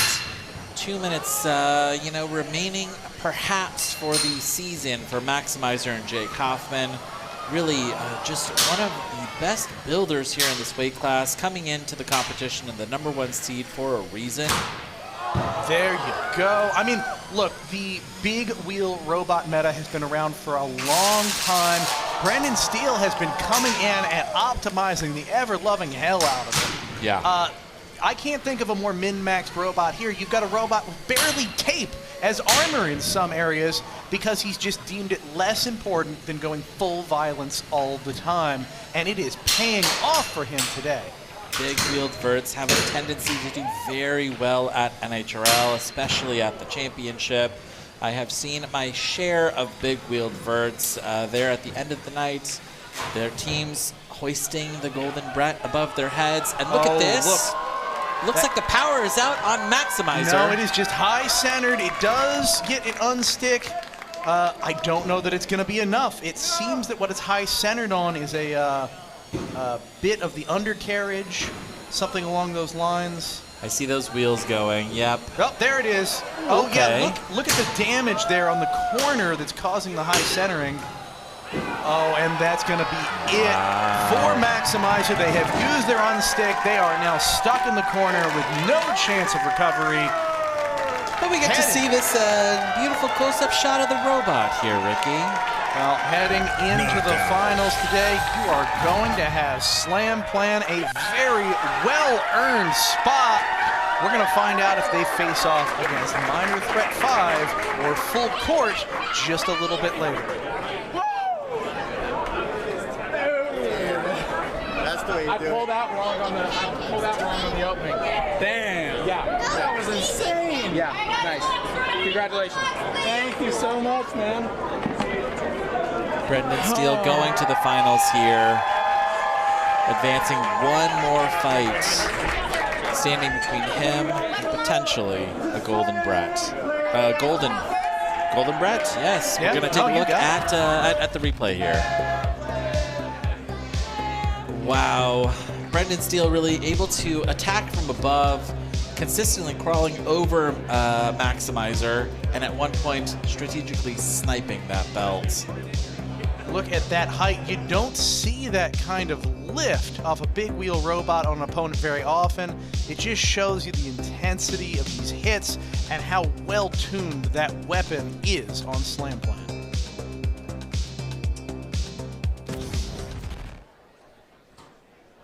With that, we are going to head back to the desk.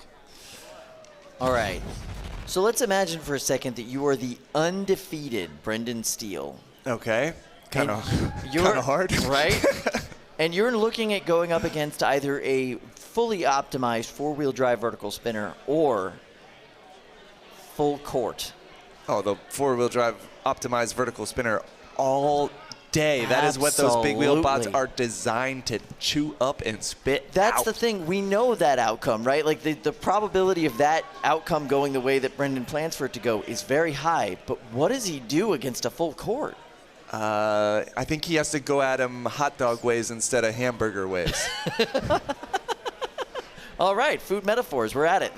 That makes sense to me. So yes, he has to hot dog full court. Yeah. And that's the only way to win that matchup. I mean, if he hamburgers it, he's just going to Baja over it, and I don't think that he'll get the weapon contact that he's looking for. All right, let's talk about hot dogs and hamburgers later. Ladies and gentlemen, let's get ready for our next competitors in this weight class. Coming out first, Minor Threat 5!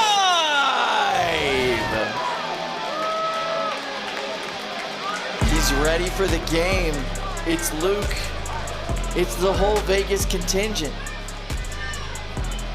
And they're ready. They brought fire. They brought forks.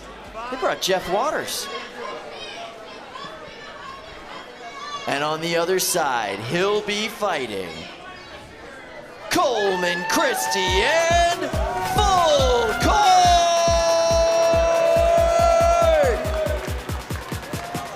When you're one of the best control bot drivers in the game, what do you bring to give you an advantage? That's right, one of the best control bot drivers in the game. Nate Franklin coming out with him, bringing his bot. I am so excited for this matchup. This is going to be a really tough one for Luke. Yeah. He's going to have to drive this perfectly. Look, no forks. Why bother? Why bother? Yeah, he'll get better contact on the forklets of Coleman Christie's full court. But I think the Supreme Ruler aspect might make a difference. You know what? Yeah, the Supreme Ruler of it all might change everything. But in the meantime, let's look at the tail of the tape. Alrighty. We've got Minor Threat 5 from Luke Grell out of Duluth, Minnesota. It's a vertical spinner with an 11-2 KO record and a 4-7 judges decision record. Full court from Coleman Christie out of Long Beach, California. It's a full body lifter with a 2-3 KO record and 11-5 judges decision record. We're gonna go straight from here to the booth with Ricky and Luke. Thank you, Sam. This is going to be an interesting matchup. I wouldn't be surprised if you were right about Supreme Ruler being a big factor in this fight. It's one of the few robots that can out-fork full court, at least on paper. And that all-plastic construction on full court is a lot more vulnerable than some of the other robots in this event to a flamethrower like Supreme Ruler is bringing to the table. Now, one of the big things that Luke Grell is going to try and do is pop his opponents in the air time and time again. It's really going to be a question of whether he can get purchase on some piece of full court and hit it. One of the challenges with full court is that its body is so flexible and floppy that it just absorbs these hits and continues to push. It's got great pushing power. Yeah, and the geometry is such that even if you lift it, even if Supreme Ruler lifts it quite a bit, it's pretty likely that full court's wheels are still going to be on the ground, in which case you're not really pinning it. You're now in a pushing match, and full court is not a good robot to be in a pushing match with. So it is a tough robot to fight. It's going to take excellent teamwork on the part of Minor Threat 5 to pull this off. It will be an uphill battle. Don't get me wrong. It is doable. But it's going to have to be a fairly perfectly driven fight. Now, that said, perfect driven or not, we are now in the semifinals. Each of these competitors is going to walk away with a cool $1,000 minimum, even if they lose this fight. I mean, we are at the creme de la creme, the best of the best here at NHRL. In this, of course, is the 12-pound bracket, so these are the best 12-pounders probably in the world. Honestly, it's a victory for them to have gotten this far.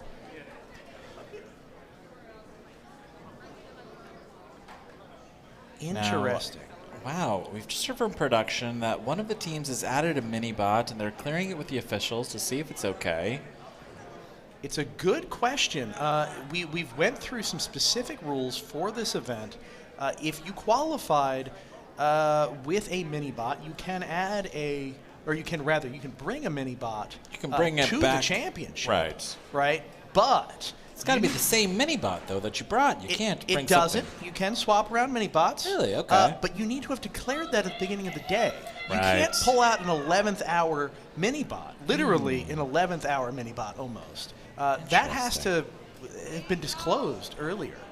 So I imagine they were going back, checking the paperwork, making sure that that was above board. And since we're now in the match, I assume that it was, in fact, above board.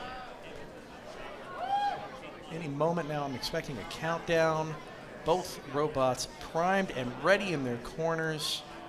Drivers looking a touch anxious right now. There's a lot on the line, a ticket to the finals in the NHRL 2024 World Championships, and a chance at a buttload of money. 5, 4, 3, 2, 1. Fight, robots, fight. Go full court off to a slow start. Very interesting. Oh, wow. Drummer Child immediately getting under one of those drive pods. Not great. Ooh, excellent work by, wow, yes. Supreme Ruler and Minor Threat 5 doing a wonderful job of controlling full court. This is not something you usually see. The question is, can they keep it up? It's going to be difficult. They're going to have to teamwork. But you can see Minor Threat 5 getting around to the back. Yeah, landing a good hit. Look at the pieces missing from the middle. Wouldn't it be something to see that robot split down the middle before the end of this fight? Yeah, but it could keep driving there, Ricky. Sure it could, but, you know, now there's two of them. It would be delightful, though, yeah. 2 minutes and 15 left here in this fight. As I keep finding myself saying during this event, more robots, more better. Yeah. Now, this is a good pin here, but Luke Grell has escaped the pin. Right back into another. Torched. Oh, look, there's an exposed LiPo. They're going to light up that battery. Wow. Oh, boy. Yeah, see, this is what full court wants to do and what Minor Threat cannot allow. They split apart the two halves of the multi-bot, and if it's just Minor Threat 5's larger piece going up against full court, that's going to be the end of them. They cannot win in a head-to-head fight. Sounded like they got locked up there. No. Extricating himself. Minor Threat 5 now on his head. Oh, this is exactly where Coleman wants him to be. Yeah, because now it is easy enough for full court to bully around the flamethrower half of Minor Threat 5. They can't help each other if one half is in trouble. It just doesn't work out. Now, Minor Threat 5 having trouble getting that flamethrower to do anything on full court during the pin. Yeah. This is a series of, I won't call them strategic errors, because it may well be that they're trying to do this, but they are not executing the plan that they need to be executing. Yeah. I think that perhaps Supreme Ruler here, the mini-bot on Minor Threat 5, is trying to land these double pins to show that they're also landing pins. But in the eyes of the judges, really, you know, it's not quite as impressive when you just come up behind a robot that's actively pinning and then you also pin. Yeah, it's a little bit of a trouble. I will say this, full court not like taking a far and away lead right now. Yeah. Despite the fact that Minor Threat 5 is not capitalizing Full Court isn't able to do so either. Both of the robots are keeping each other kind of out of striking distance. Wow, we got caught up there. We went right towards the end. That snuck up on me. That is going to go to the judges, and it's going to be a difficult one. Yeah, exactly. I imagine they're going to do some inspection here, look for damage, look for functionality. Potentially the smallest details in functionality and even aesthetics may come into play with this judge's decision. Now, that said, the multi-bot on Full Court has Right. been dead for almost the entirety of that fight. Yeah. That's going to be a huge factor. Popping the battery out of Drumder Child, that is not great. That's a lot of damage. I don't know if Coleman Christie can make a credible claim of damage on Minor Threat 5. Minor Threat 5 and Supreme Ruler look to be pretty much unscathed here. The control, though, I think is really going to go back and forth here, and judges are going to have to count the number of pins. Let's take a look here at this replay. Minor Threat 5 landing some good hits here on Full Court, and it wasn't a total trouncing. Absolutely not. You know, Minor Threat 5 able to escape, able to pop out the battery here on Drumder Child, get under Full Court. Yeah, and let's not forget, Luke, as much as we saw Full Court being able to push its opponent around, we very rarely saw the lifter come into play. And in terms of judging the aggression that's being shown, if you have a working weapon, you need to show that aggression with your working weapon. So we'll see how it shakes out with the judges. For now, we're going to head back to the desk. That was a phenomenal showing against Full Court.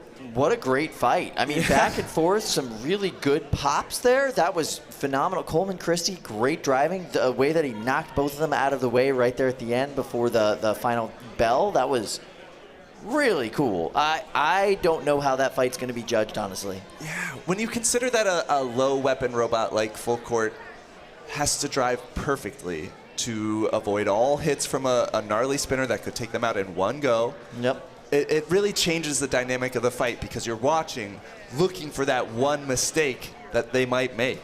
Yeah, and there were a few, honestly. Yeah. There were a few. Not able to fully capitalize. Full Court was working at the end, but their mini-bot was not. That Drummer Child was missing a battery. Yeah. It was wrecked.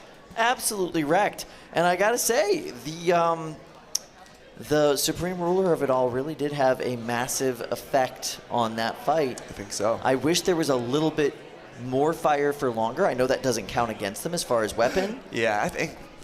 Me too. But for the entertainment value, I wish there was more fire for longer.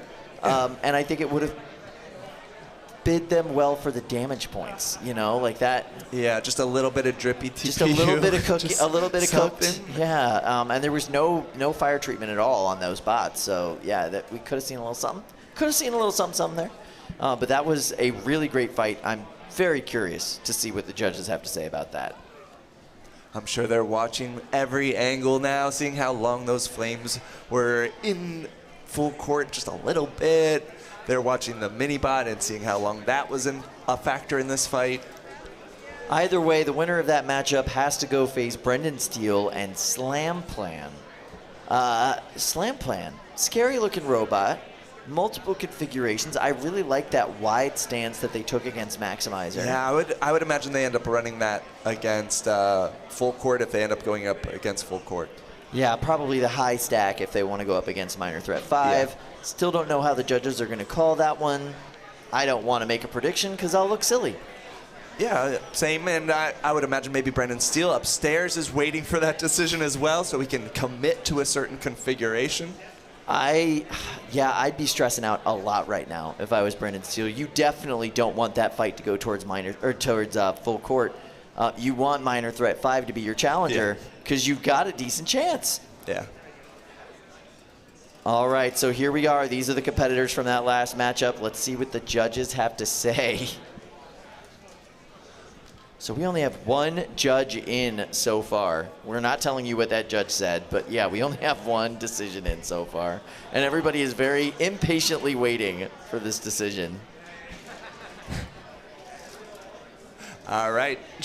69% of chat thinks that Minor Threat 5 won. Wow, nice. Let's see how the judges actually feel about that. I'm excited. This is like the waiting game for these folks, but they're just stoic up there holding their robots. I wonder what's going on under those wraparound sunglasses. Oh no, a cracked smile, the stoicism. Yeah, rocked. the Vegas team cracking smiles. They're supposed to be poker face all the way here, guys. Come on, what's going on? That was a fun fight, and y'all know it. Yeah, it was a fun fight. Luke did a phenomenal job. I mean, you got to say, the supreme ruler of it all, definitely a deciding factor in whatever the judges come to on that one. There is nothing better than having a Jeff Waters on your team as far as having some backup goes. That was really phenomenal. Although, all right. Here it is. The judge's decision is in. It's going to show up on your screen here in just a second, and your winner is, whoa, Minor Threat 5. Whoa. Wow, very close decision. Minor Threat 5, the supreme ruler of it all. So that means Minor Threat 5 having to go up against the undefeated Slam Plan. Undefeated with quotation marks. They did lose their first match today against Creature. What? Yeah, judge's decision. Oh, never been knocked out, I guess? Never been knocked out. Well, undefeated up until this event. Okay. Yeah. Okay, we'll take it. Yeah. We'll just stop saying that they're undefeated. They might be double undefeated after this. But they've been defeated. Just once. By judge's decision. No, it's all right. So, Kyle, we have the finals locked in now for every weight class here at the World Championships. So we're looking at Slam Plan taking on Minor Threat 5 in the 12-pound division. Megatron taking on Chonkiv in the 30-pound division. And down in the 3-pound division, it is Eruption taking on Repeater. So excited about that matchup. I love that that matchup was actually decided by a cowboy hat, Repeater versus, just saying, that's a little weird. Yeah. You think maybe they decided a little something before planning to put 2 robots on each controller? No, definitely not. All right. 30-pounders are next, so let's break down this bracket. How did we get here? Megatron in the final had to go through Kazaa Lite, the multi-bot flamethrower robot. After that, they went up against Waddles, the multi-configuration 30-pounder from WPI. For Chonkiv, they had to get through Pegasus, the Brazilian drum, and Synthesis 30, the big, gnarly vertical spinner. This is such an interesting matchup. There is definitely a long history of overhead attack bots being able to take out bots like Chonkiv. I don't know how that's going to shake out. We've never seen it with Chonkiv in particular, I don't think. We've seen this matchup twice. We've seen this matchup twice with Chonkiv. And Megatron, yeah. And how did that shake out for them? One of them went one way and the other went the other way. I know that they were nominated for the Fight of the Year, though, this year. But did they get a knockout? I think Chonkiv definitely beat Megatron. I do not know if it was a knockout. If you recall, Megatron ran the wedge in front instead of the forks. Yep. It got knocked off. He managed to drive Megatron to scoop up the wedge and send it right back into Chonkiv. It was incredible, and it's probably why Jameson has the best driver award. Sparky. Yeah, because he was able to scoop up his own wedge and use it as a battering device. I'm very curious as to how this is going to go. Let's meet our competitors for this 30-pound final, ladies and gentlemen. But first, here he is, Jameson Go and Megatron. Look at that beautiful machine motor overhead. I cannot wait for this matchup. He's got the wedge. He's got the bot.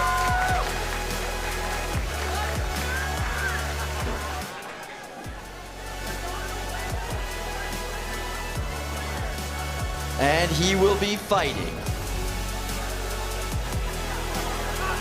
from the Robo Jackets of Georgia Tech, it's Chonkiv.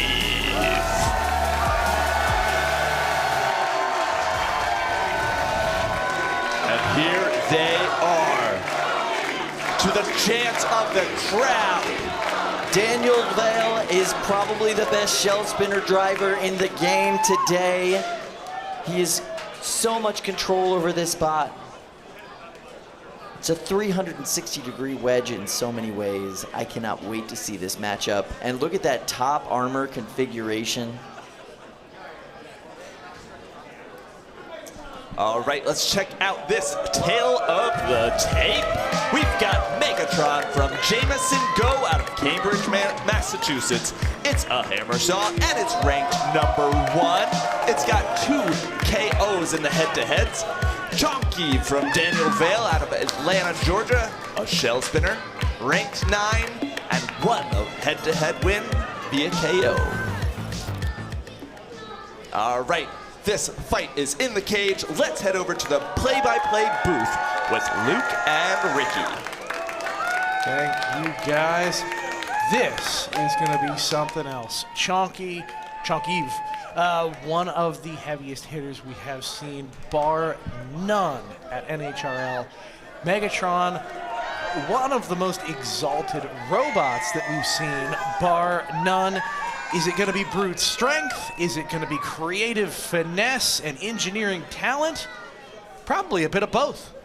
This is our last fight in the 30-pound weight class for the NHRL 2024 season, and it could not be more appropriate. 2 absolutely gorgeous custom robots here, 5, built by 4, incredibly 3, smart engineers. 2, 1. Fight, robots, fight. Go. Good fast start here from Megatron. So far, Megatron able to shrug off some of these hits, but he has to be so careful in his driving. He cannot rush into this.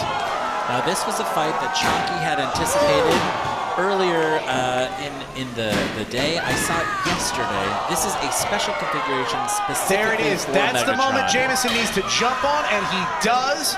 He needs to stay, keep the pressure going, and he's trying. Really what you need to do is slow down the shell somehow, smash it up against the house spot or against the rail, and then come in and try and get it onto its head. Here we go. He's going to control this. He's going to try and hit the top. He does. Now, if he could cleave through that self-riding bar, that would make this job a whole lot easier. It absolutely would. Now, Luke, he's got to stay on top of this. Megatron is already showing probably 75% compromise on his front plow. That does not have a lot of hits left.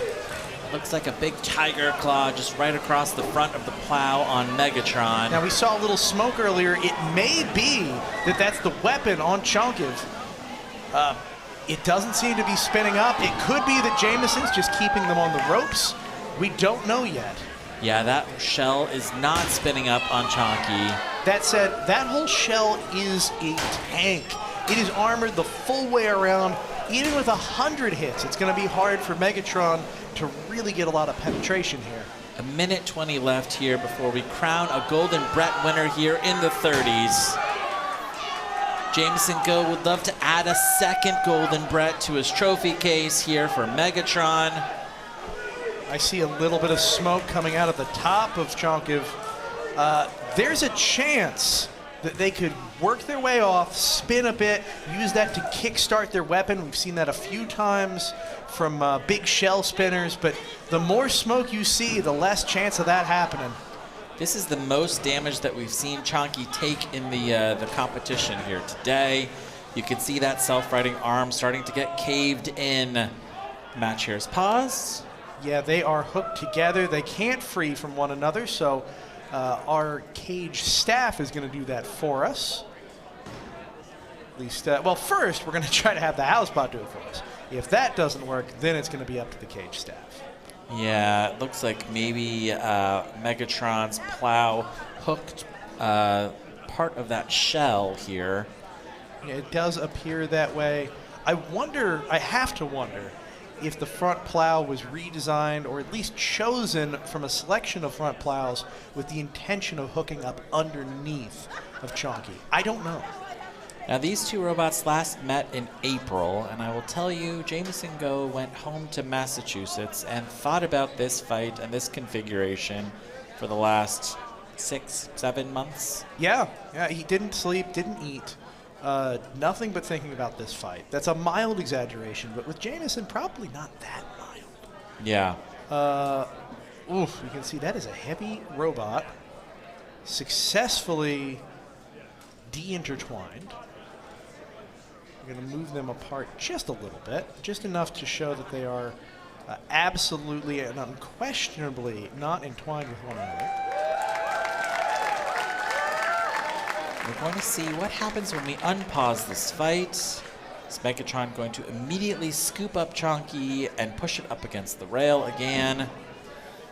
Maybe land a couple more big hits here on the top. If they want to have a chance, we're going to need to see Chonkiv just try to spin up. It needs to happen now. If it doesn't, then this is 100% Megatron's game, and it will take a miracle. All right, that shell has not come back yet on Chonky. That's a lot of movement, but not a lot of movement of a shell. Yeah. In fact, it may well be seized up. Normally, you'd at least see it spinning passively. Yes. And we are not seeing any of that.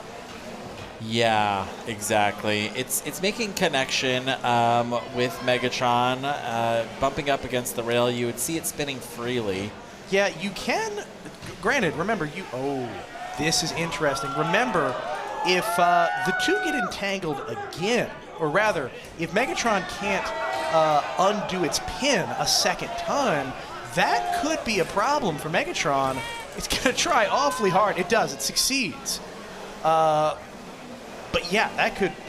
We're coming down to the last 10 seconds here. This is going to go to a judge's decision, but that was a pretty dominant performance from Jameson Go and Megatron. I think that Megatron will be going home tonight with a second Golden Brett, winning the Golden Brett in 2021, very likely winning the Golden Brett here in 2024. Jameson Go showing that this unconventional design has legs in 2024, taking it the distance.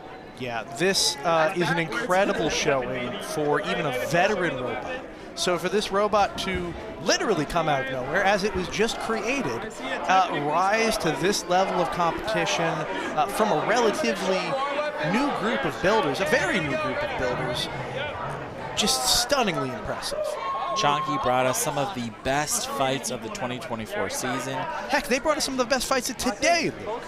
That earlier fight where they hit the door and peeled off part of that metal, fantastic. Fantastic. The power is almost incomprehensible. The thing that I really love about this competition is that sometimes a loss will motivate you even more than a win. I think that Chonky is going to come back in 2025 even better than ever. Let's take a look here at this replay. Now, Chonky was spinning, but Megatron was able to successfully slow down that shell, pop it here in the air. That plow really staying on this time, Ricky. That plow is engineered race car style. There's a very popular idea that your car and then sometimes your robot should fall apart just after it crosses the finish line.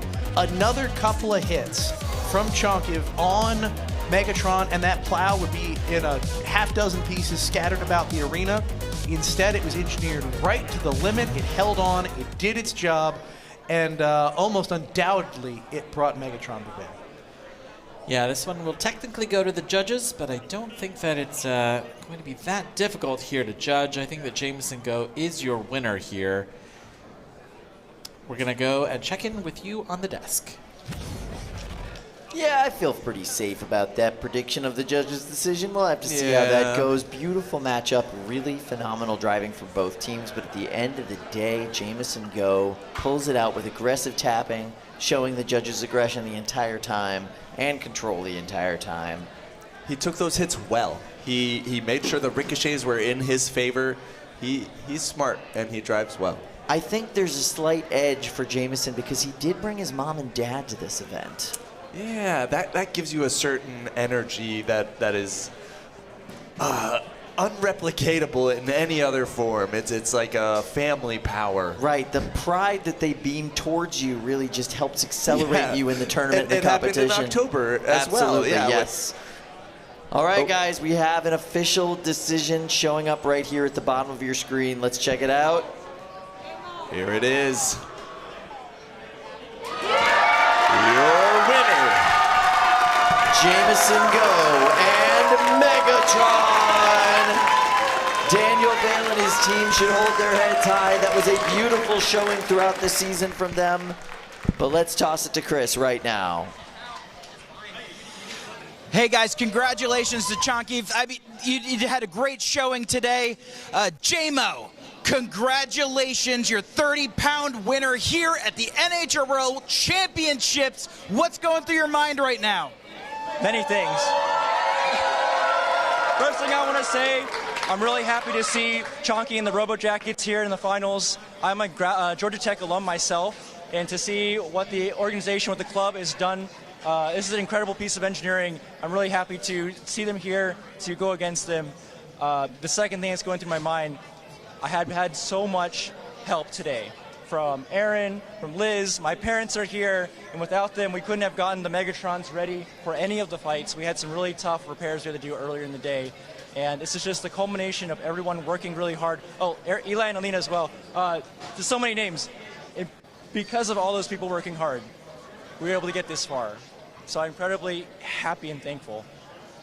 Chonkiv, as an example, Emulsifier, some of these other huge hitters, we're seeing like a surge in the 30-pound division where the competition is getting so intense. What makes Megatron the best?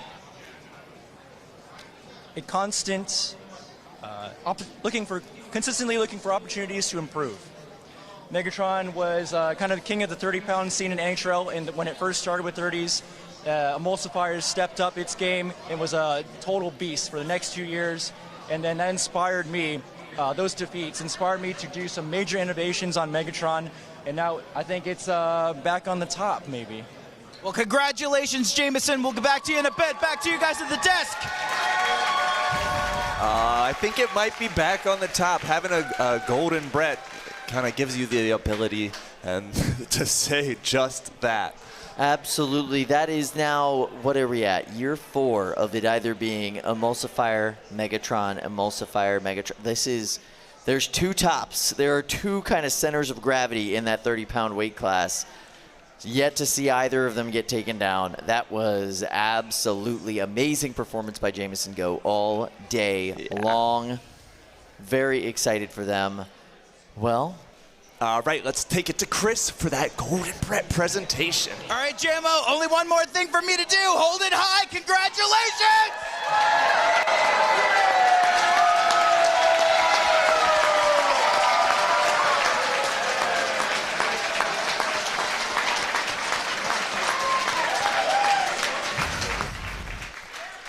So he's adding that to the wall. The wall of it's not a shelf anymore. Dumpsters of Bretts. I mean, it is quite an extensive collection. Multiple Sparkies, so many golden dumpsters, multiple golden Bretts. Yeah, a he's Hall of Fame out. Yeah, a Hall of Fame winning bot. I mean, absolutely amazing. Jameson Go, what an asset to this sport. What an amazing person. There's his team right there. There's his mom and dad in the back. That's a great looking championship, by the way. Nicely done, guys. All right, Kyle. Thank you, by the way. But let's go straight to the 3-pounders, where we will certainly have a brand new world champion. All right, so here's how these guys got here. Eruption had to get through Clyde and Mako up at the top of the bracket, but Repeater had to get through Silent Spring and their very own Texas Knuckle Sandwich down at the bottom of the bracket. It is two powerful vertical spinners, Eruption versus Repeater. Very, very excited for this matchup. All right. Eruption has so many different configurations available to them. I'm curious to see what they're going to bring against a multi-bot in Repeater, who you wouldn't really know that each of these robots is only 2 pounds in the 3-pound class. They hit just as hard as a 3-pounder. Normally, Repeater's real advantage is speed. You cannot follow along with both of these bots, but as far as speed goes, there is very few robots in the 3-pound division that can even come close to keeping up with Eruption. That bot is stable, it is low to the ground, and it is fast. It's time to meet our competitors, starting with Brian Boxel and Eruption!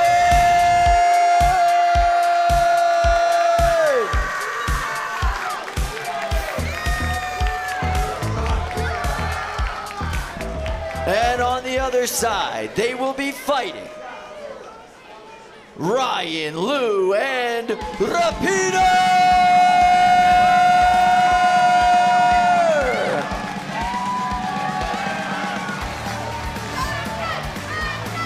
There's Peter Garnache bringing out the chair.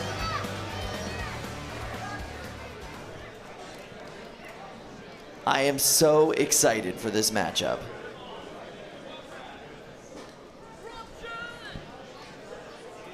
All right, let's check out the tail of the tape before we get into it.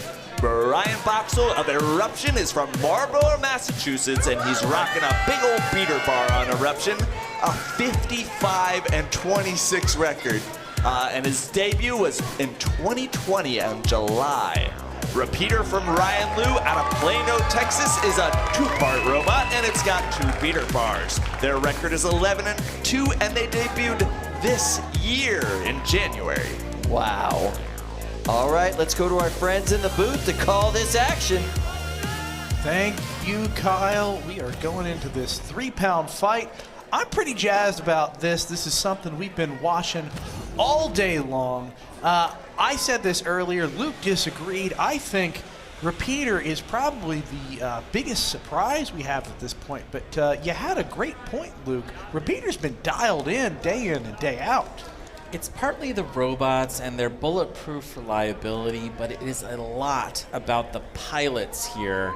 Both Ryan Liu and Peter Garnache are fantastic combat robot drivers. It's exceedingly difficult to run a multi-bot with 2 kinetic weapons and not hurt one another, because you're really driving close to one another. You've got to pick your moments, you've got to get your pins, you've got to go reset yourself, and this is a real testament to their drive quality. It is, and remember, it's not just their individual driving finesse, it's how well they gel together, and we've seen that all day long. They complement each other, they work together.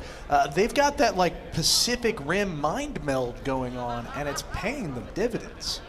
Now, Eruption has a lot of time in the box. Eruption's been here since 2020. Eruption has 2 golden dumpsters on its shelf, and Repeater here potentially could upset all of that and take home a golden Brett, bring that back to Texas. Yeah, that said, we have 1/2 of Repeater just in the middle of the arena. Oh, well, there it goes. I guess it was a little sleepy. I just wanted to see what it looked like. Yeah, just, you know, speaking to that bulletproof reliability that's gotten this far, to put it in the cage and see it not immediately take off, that's a little bit of a bad omen. Yeah. I'd be feeling like I, shot a black cat walking under a ladder with broken mirrors. 1. Fight. Away Robots we go. fight. Quick start from Repeater. Eruption having none of it. Now, Eruption and Brian Boxel, it's a very aggressive drive style, but so is Repeater. Repeater is really about taking the suffocating drive style and duplicating it by 2.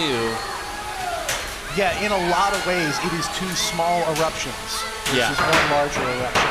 Yeah. And it's really tough for you to reset yourself, because there is 1/2 of Repeater coming in to smack you in the face as soon as you get back onto your feet here. It is such a skill to reset yourself just against 1 robot. When you have 2 opponents, it gets monumentally more difficult. Now, it looks like Eruption might be picking one opponent at a time. Oh, Look at the carbon fiber on the Yeah. underside of Eruption. It is torn to pieces. The robot is not moving. Wow. Ladies and gentlemen, this is going to... Oh, let's see, we've paused. Okay. You Got ahead gotta of wonder myself. why that pause happened here. I am very curious myself. You can see Brian here throwing up his hands. Oh, I see. We have a potential arena issue?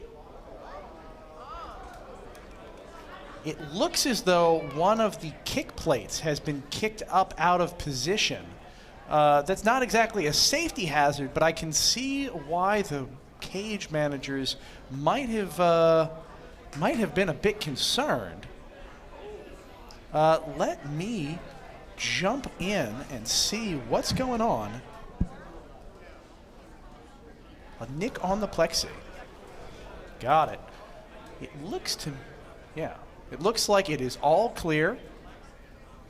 Yeah, that inner sacrificial layer, it is designed to absorb impacts and Part of the way it does that is getting shredded to pieces. Now, if the pieces are big enough, the match stops. We need to replace the glass before the fight another fight can happen. It goes to a judge's decision. But especially in the 3-pound cage, it's a fairly generously sized hole, as long as we're not worried about a robot jumping through. Anyway, we're back in the action. Robots fight. Now, right before we Ooh, paused, look at we were that. seeing that carbon fiber getting peeled up on the bottom plate of Eruption. It looks like the weapon on Eruption might be down. One half of Repeater pinned under the wall plate, or the kick plate there. Wow. Now both free to run around. We're getting no movement out of Eruption. I think this is going to be the knockout that I started to call earlier, assuming that Repeater doesn't kill each other. Wow. No, this is going to be it. Is the power out on Eruption? You No, can it's see back. Brian. It was out, Luke. Wow. That's why you don't get greedy. That said, this is that robot is running on fumes. Hopes and dreams and spite of the devil is all that's keeping Eruption in the game. The countdown has started. Yeah. And now it's spinning again. The count. It's not going to be enough. This fight by knockout, and your winner in the 2024 3-pound NHRL Championships, to great and deep emotion, Repeater. Peter Garnache, Ryan Liu, bringing the Golden Brett to Texas. An incredible testament to the toughness of these robots, the skill of their drivers, frankly, the quality of the components inside of Repeater. Yeah, I mean, talk about an incredible advertisement for your own products. Those are tanks of robots that deal a heck of a punch.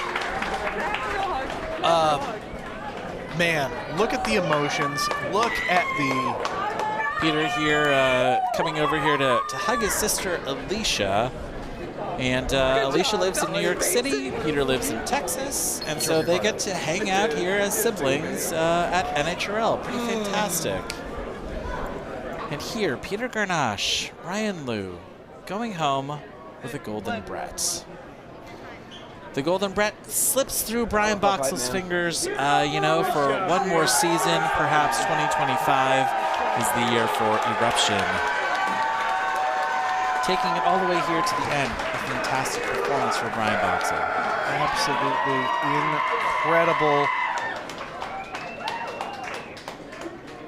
That is, I think, going to be one of the most triumphantly hoisted Golden Bretts we've ever had here. We're going to take a look at the replay, the energy coming in, the passion, the chairs, Luke. I love the chair, Ricky. It's just ridiculous. And yet it's an integral part of the team. Look, the back and forth was fantastic. The coordination between both halves of Repeater, just unparalleled in the the multi-bot world of NHRL. They worked so well together. It was one hit after another. You could see them working to free each other, sometimes in dramatic fashion. Just phenomenal work from the Repeater team. And in the end, a upside down and partially dismembered Eruption. What a testament to your skill. Let's head to the desk, see what they have to say. All right, ladies and gentlemen, this is not professional financial advice. This is, in fact, for educational and entertainment purposes only, but buy stock now and repeat robotics stock. It is going up, baby. That was absolutely amazing. Phenomenal job from the Texas team. Buy stock in chairs, buy stock and repeat robotics. It's just going up from here. All right, Kyle, let's send it to Chris, who's there with our winners. I'm here next to Ryan Liu. You didn't come all the way out from Texas for nothing. What's going through your mind right now? I don't know if this is real quite yet. Where am I? An absolute slugfest with Brian Boxall and Eruption. One of the best iterations of that bot we have ever seen. It looks like you're still in pretty good shape. How did you manage to pull that off? Just incredible teamwork. I have the best wingman I think I could possibly ask for. When we went with this robot, I knew we could use our teamwork to collectively work better than the other robots in this weight class, and I think even though we weigh less collectively, Peter and I make an incredible competitor, and I'm speechless. Now, Peter, you're a very desirable wingman. We've seen lots of Peter here sitting in his chair, calm, collected, and able to help control a match. Tell me a little bit about this role of a wingman. I mean, I don't know. I've been driving robots for a long time, and I have so many incredible friends in this sport that invited me out to help them with their robots. To be able to drive in the box with so many other talented people today has been amazing. I mean, I've driven against so many of my idols in the sport in the 30-pound box and the 3-pound box, and to come away on top, it just feels unreal, you know? Ryan, Peter, congratulations. Incredible victory. 2024 3-pound champs. Let's go. Back to you guys. Oh, my goodness. Well, thank you, Chris. That gave me time to update my stock portfolio, and I really appreciate it. Look at this crowd. Look at how happy all of these Texas fans are. This is the first Texas Golden Brett. Let's go to Chris. Let's go to Chris. All right, only one more thing for me to do. Hold it high.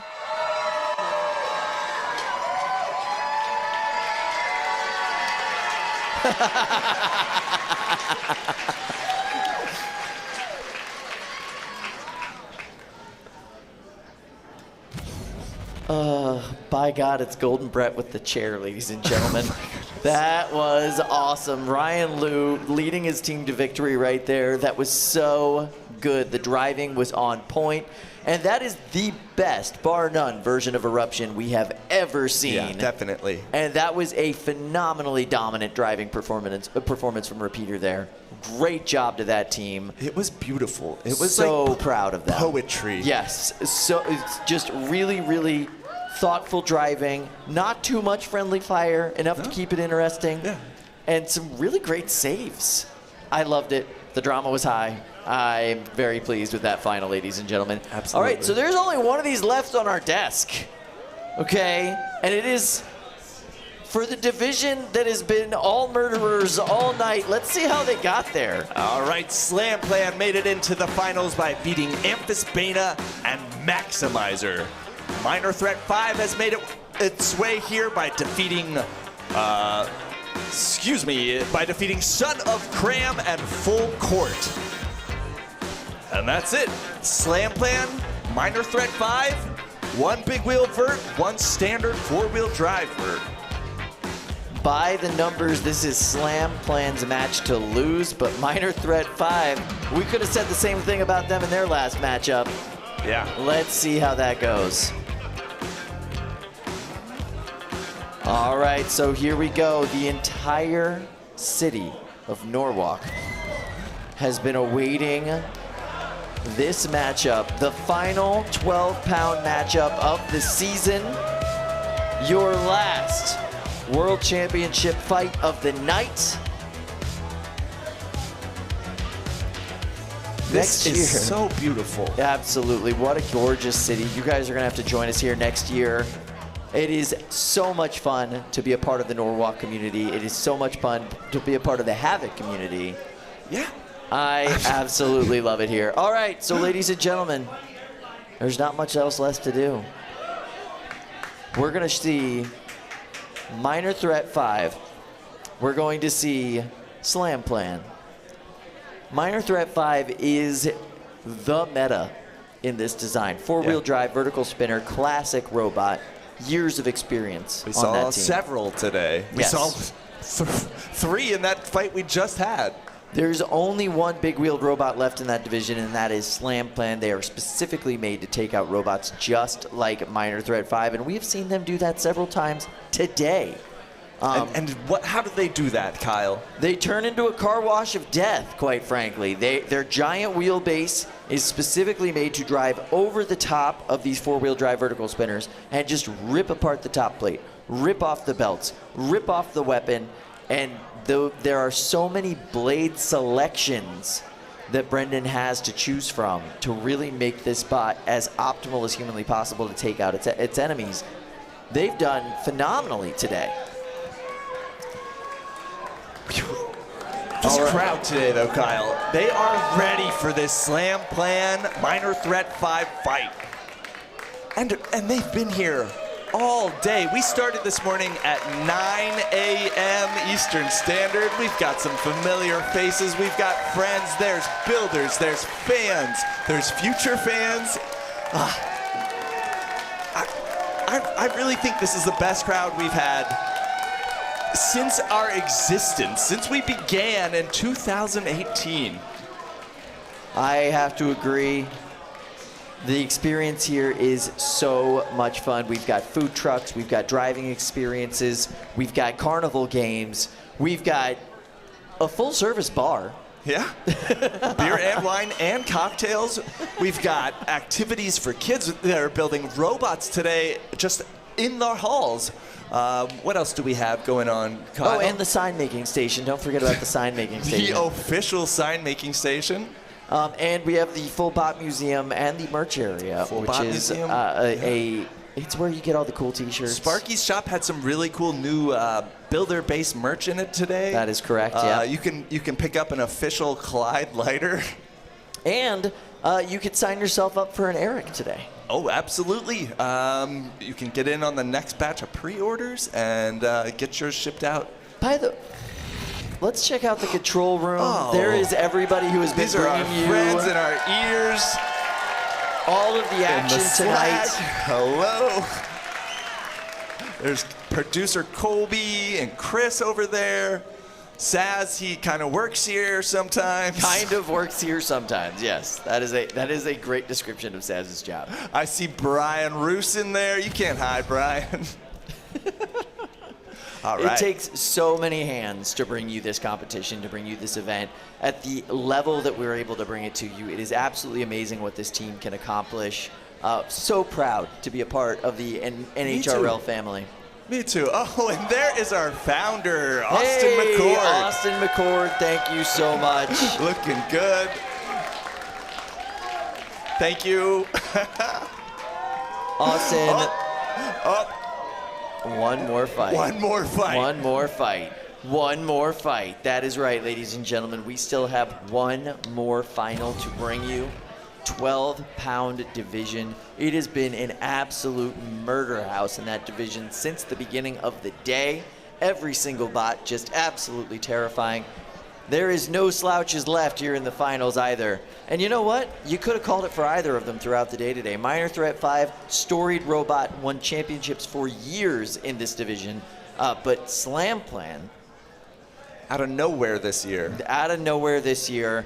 Shows up at an event, goes through the entire thing completely undefeated. Today has only lost one bout throughout the entire day. Brendan Steele is an amazing competitor. So excited to see this bot perform. Yeah, you have a lot of backlogs to watch if you go back and look at our fights here today, especially if you go back and look at all the Brendan fights. They are just dramatic and fun and weird. Yeah, that one where he was almost pinned when he was in hamburger orientation. Hamburger orientation. Why are all of your analogies food related? Did you not get dinner tonight? Maybe I'm hungry. I don't know. I can't think of anything besides hot dogs and hamburgers. But he was in hamburger orientation, so his bottom bun was getting covered by his opponent as he was spinning around trying to escape. And he's just had so much confidence going in from the get-go. He's never wavered in that confidence, and it's been bringing him win after win after win. Yeah, absolutely. And one of the cool things about that bot is its ability to snipe belts off of its opponents. Now, that doesn't bode well for Minor Threat 5 by Luke Grell, which does have a unique system of kind of multi-belts, which reduces their need for gearboxes, which saves on weight in the robot, which gives them the extra weight for, oh, there we go. Let's see what's happening up here. All right, we are in the primetime pits at the Minor Threat 5 table. And look, is that Luke's eyes? Luke's eyes. It looks like they're just screwing on the top plate with some... I'm just saying we never see Luke's eyes. Oh. He's always got those shades on, the full wraparound shades. I thought... It looks like that's some Tegris that they're strapping to the top. That's a lot of Tegris. Maybe just UHM or carbon.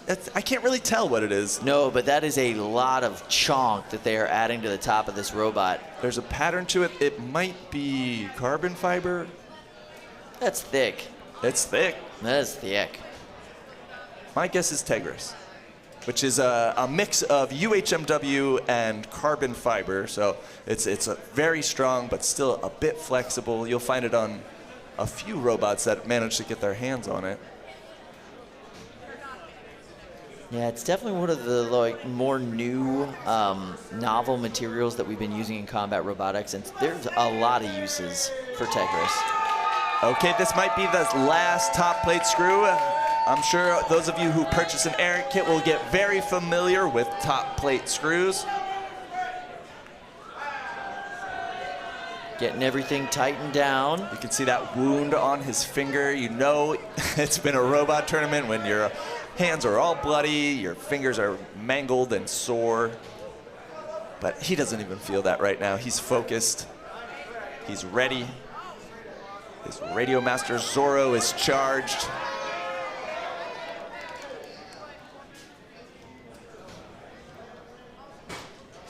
So is he going out there just with the main bot? Is he bringing a multi-bot configuration? What's the strategy against a bot like Slam Plan? How do you make a plan for Slam Plan? I think you just got to go for the flanks. He's ready. Quick test on the scale, make sure everything's up to par. A little twitch test in the test cage. Yeah, this is the last step. Oh, we don't get to see the twitch test, but we're gonna assume that he gets it perfect first try, and then he makes his way down here to cage 1 for the last fight of the last event of the season. Here we are in that test cage. Let's see a twitch. Once that door is closed, let's see a twitch. It's quite an assumption that at 11:04 p.m. there's going to be a perfect twitch test here, but let's see. Let's see if it happens. Twitchy, yeah. Went forward, a shrug, went backwards, turns, all right. All right. Make some noise for the twitch test, folks. He passed.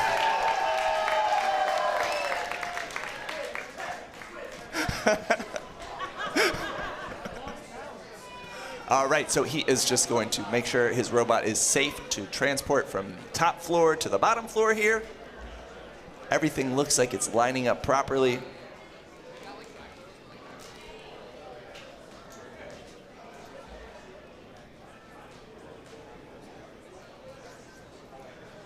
As Luke scans the pits.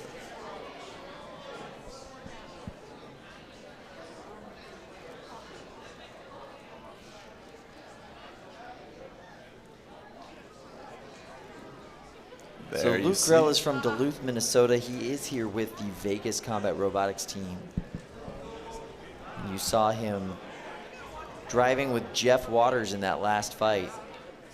Here's the official weigh-in. Yeah, you got to weigh in before every single matchup to make sure your configurations are within our specs. And here we are putting on a blue sticker in the last event of the... And there he is, Brendan Steele, the business cat himself.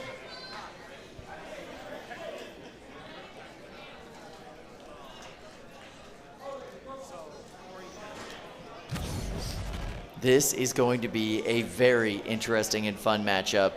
I don't know if that top plate armor is really going to help. It might help them survive an extra hit or two. One extra hit. That's it? And we'll see if that's enough. Yeah, that might be all he needs. There is a way to beat a huge. There is a way. It comes down to driving strategy. It comes down to weapon reliability. And even if you do it perfectly, it might not work. So... But it's possible. There is a way to do it. We've seen it many times in the past. Absolutely. We just haven't seen it against Slam Plan. No, not yet, but it's got wheels. Wheels are the weak point. That's where Luke's going to be focusing his attacks with Minor Threat 5. He's just going to be slamming again and again into those wheels, hoping for the best, trying to take the spokes out best he can. And hopefully not ripping off that rubber grip. Hopefully not doing that. Yeah. That goes badly, we found out earlier today. That's a good point, Kyle. Thank you. Yep. Yeah, that goes real bad. Either way, this is going to be a really difficult matchup for Luke Grell. He's got a tough hill to climb today, but I said the same thing when he went up against Full Court. So, you know, maybe he's got 2 Minnesota Miracles left in him. Let's find out. Here's hoping. Coleman Christie, Full Court, was your world champion last season. We are guaranteed to get a new world champion in this weight class today. Is it going to be Minor Threat 5? Is it going to be Slam Plan? Please put your votes into the YouTube live chat right now. Oh, Kyle. I hear the crowd getting excited. Yeah, they are. All right. Slam Plan, he's got a sharpened blade for this one. I'm sure he's going to want to dig into that Tegris and send it flying across the arena, exposing those juicy belts. I think Slam Plan has a 14-inch blade that they can run today. That's a whole lot of weapon. Yeah, wow. Yeah. He was comparing it to some of the other blades from the weight class today, and I think he does have the longest blade available in the 12-pound weight class today to him, that 14-inch blade. You think that's even bigger than the diameter of Chonkiv's shell? Well, possibly, but that's a different weight class. Oh my goodness, what was I thinking? All right. Let's go right now to our competitors.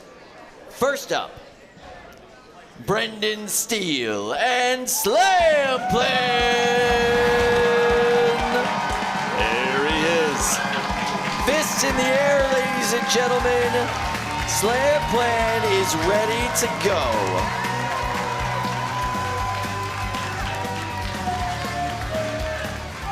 Look at that bot. All right, and on the other side of the arena, Luke Grell and Minor Threat 5! Poker face is on, ready to go, and joining him, the Vegas Combat Robotics team. And there it is. The supreme ruler of it all is in the box. And that flamethrower looks primed and ready to go.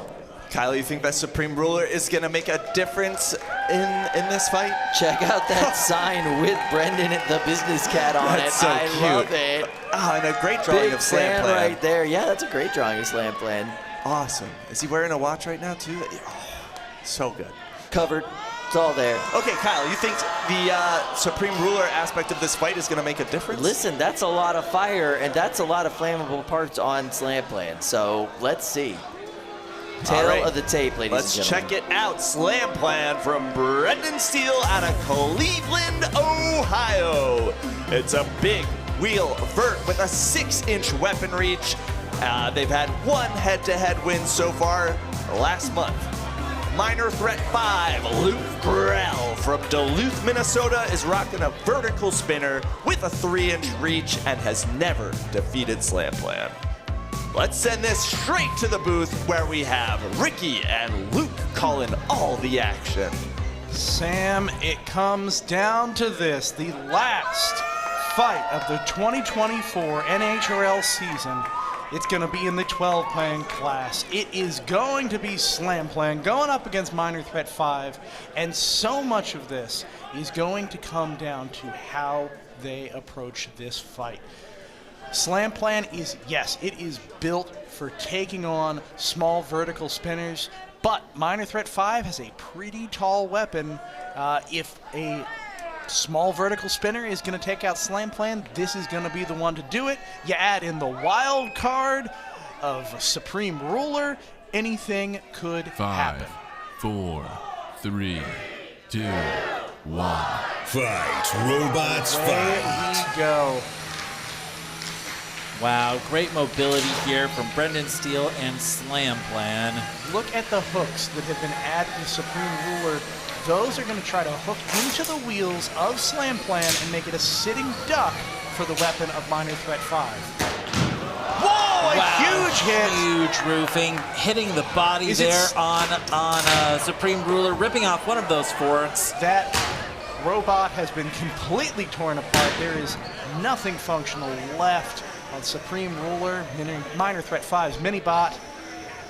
And it appears that the weapon is down on Minor Threat 5. Oh, this is interesting. Look, wow, it has ingested a bit of tire. This was a storyline early, and it's gone!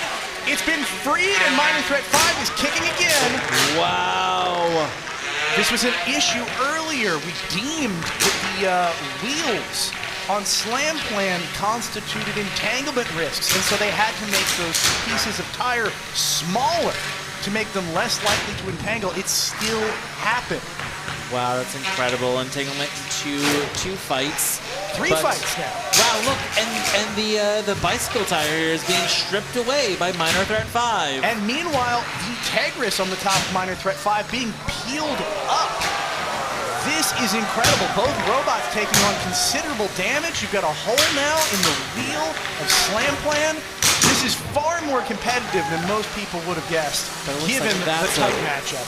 Looks like that's a belt potentially off of Minor Threat 5. Yeah, that is a drive side belt off Minor Threat 5. They can do without it, but it's think of it as losing an extra life, Luke. Yeah. The wheel is getting chewed up on the side of Slam Plan.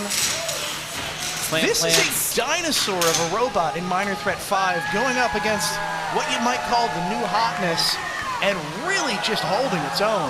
Minor Threat 5 is doing great in this fight, caving in this wheel on Slam Plan. Oh, the weapon has stopped now on Minor Threat 5. Maybe we can get a closer look and see why, or, you know, maybe it's too close and too hard to tell. Oh, I think that weapon is loose. It may have blown a bearing, it may have blown a belt, it may have blown both. 30 seconds left here in this fight. This was very back and forth, but Slam Plan has pulled ahead hard with a working weapon, even with a wonky wheel or two. This is Slam Plan's fight to win. But it looks like both of these robots are going to take it the full 3 minutes. This one will be going to the judges. An incredibly destructive fight here, worthy of the finals. Oh, the weapon has fallen out of the front of Minor Threat 5. Wow, a decisive showing of damage here right at the end as we take it to the judges. What a fight. Listen, that was tooth and nail. Minor Threat 5 did an incredible job taking up against a severe type disadvantage, but that right there shows you everything you need to know. This may go to the judges, but there's no mystery. You're looking at a very soon to be If it wasn't for the champion business cat. cat. I mean, it's happened how many times today, and no one said every vert fight it got stuck in there. Exactly. All right, you can hear them complaining cage side about those bicycle tires, the little bits of rubber, saying in every single vert fight here today, somebody sucked in a piece of rubber. I'm not sure. That might be hyperbole. I know it happened at least twice. It had happened 2 previous times. It is true. This was a decision made through the tournament steward process. Slam Plan was required to change their design to be compliant for this fight. They did so. It's going to be up to the tournament steward probably to advise on this. The question of entanglement, though, I think also is really heavily dependent on intent. You know, like it's very clear here with these tires, this bit of rubber that they're trying to get more traction on the floor, and this is kind of it is a factor. It's a complicated kind of thing. Let's take a look at the replay for the moment. You can see the fire up to an early start. But yeah, Slam Plan landing that just kill shot here. Yeah, it immediately removes one of the forks from Supreme Ruler, only for Slam Plan to hit again and cut that robot almost in half. From then on out, Minor Threat 5, incredibly durable, took a tremendous number of hits. But in the end, that weapon is what hit the, look at that, you can see there's a broken weld, it looks like. That robot's weapon fell out entirely shortly after. Listen, I know that weapon was down, and that certainly had a factor in the fight, but that was raw damage that caused that to fall out. So we're going to hear a little bit more of it at the desk. Guys, take it away. Whew. Ooh, all right, so barely a factor at all in that fight was Supreme Ruler. That was an amazing matchup. The rubber guards on the wheels really becoming a factor there, and maybe ultimately becoming a factor in what broke that weapon on Minor Threat 5 You know, like later Ricky on. said, the steward told them to make them smaller. They did. They did. 100% compliant. They got stuck once, but came out. Do you think that's because the steward told them to make them smaller? Definitely is the big part of the reason why, and a little bit of percussive maintenance on top of that is why that piece came out. Yeah, everything went I would say to plan. the weapon is probably not the only thing that fell off that robot, getting slammed repeatedly on his top where... Dude, the Tegris was shredded. Yeah, you could see every individual layer. That was an incredible 12-pound matchup. I'd say it's pretty decisive, but, you know, what do you think? I think that... Yeah, I think so too. I think so too. I mean, you saw the damage to Slam Plan. Its wheel was starting to get a little gnarly. A few chunks taken out. But the drive was working. The drive was working. He was still able to do a victory dance at the end. So very much so. Important. And then you saw the damage to Minor Threat 5. The supplemental armor they attached on the top was definitely shredded to all whatever. But the weapon falling out was the biggest factor. That's going to make the judge's decision a bit easier, I would imagine.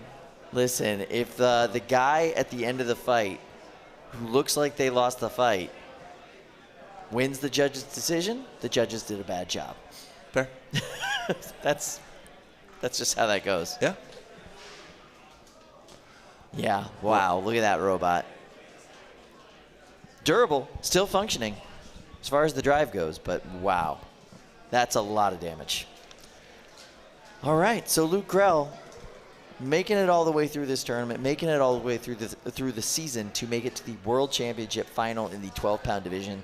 The 12-pound division very quickly becoming the most competitive division here at NHRL. Kyle. It's not there yet, but it's becoming it. It's on the way. Okay, yeah, I guess the threes are well and above. Well and above. There's the just 3-pound so division many. is deep, and it is so hard to call a winner in any 3-pound tournament now because there are so many talented builders and designers in that weight class. This is the most competitive 3-pound division in the world, period, the end. Yeah, absolutely, for sure. That 12-pound division over the past few years has grown into just this murderer's row of amazingly talented people, amazing robots. It used to be just one or two would just take that division every single time. That's not the case anymore. But all right. Kyle. Our judge's decision is in, ladies and gentlemen. Let's get the official results. Here it is.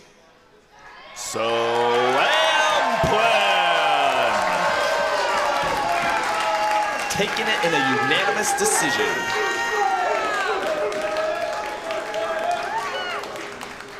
So proud of Brendan and his team. Gold team rules. All right, ladies and gentlemen, Brendan Steele, Slam Plan, bringing it to one event, qualifying, bringing it to this event, winning the World Championship. That's crazy. The guy shows up twice, walks out with a dumpster, shows up the second time, walks out with a golden Brett. He's only been running this robot for here at NHRL for like 3 months. Yeah, no, that's crazy. And it was October. Yeah. Last chance. Which was also one of the hardest ones to qualify in. Yeah, because it was everyone wanted stacked, that last especially chance. that 12-pound division. Yeah, stacked. I am blown away at that performance. All of the flowers to Brendan Steele and his team. Let's kick it over to Chris. A quick appearance in October, undefeated. You came here today only taking 1 loss. Tell me, Brendan, what was the plan? I think the plan might have been to slam! Unbelievable performance in the 12-pound division. You literally cut through the competition. Tell me, what is the secret sauce to Slam Plan? A lot of preparation. I've had this robot put together for the most part for months, if not a couple years at this point. I've done so much practicing. It's really what makes it work, is just being prepared. So that's really about it. Now, big props to Luke Grell. This is the most haggard that I have seen Slam Plan today. What do you think distinguishes Luke over there with some of the other verts that you had a little bit easier of a time with?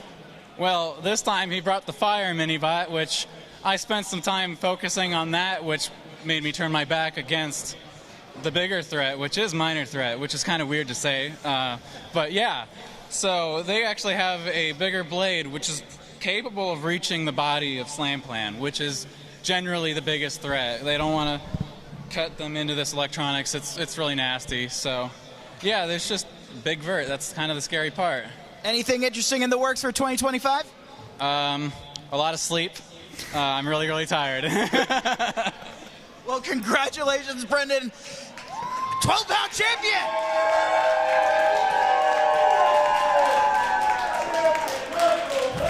Oh, that feels good. What a great machine. Absolutely dominant performance throughout the day-to-day and throughout the last part of the season anyway. Just shows up at the end to snatch everything away. You gotta love that. Brendan Steele, the business cat himself. All right, just one thing left to do, and it's maybe sign a quick autograph, but yeah, then he's gotta. Look at that fan. One thing.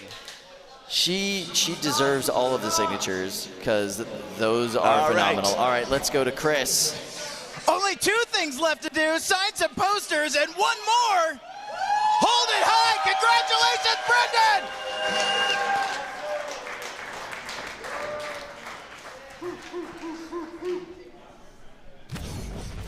All right, come on, folks. Let's get on this set.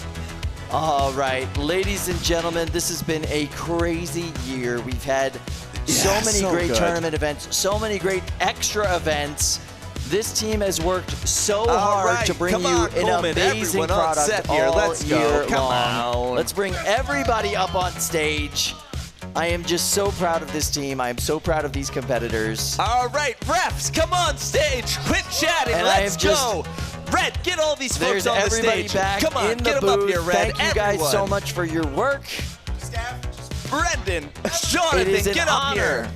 To be a part of this team. Happy holidays to everybody back home, and we will see you Everyone up in here. 2025. We want the next camera year. dudes up here. NHRL is where it is at. There you go. Good night, everybody. Thank you so much. Thank you so much for an amazing year from everyone at NHRL. We love this sport. We love you. Thank you.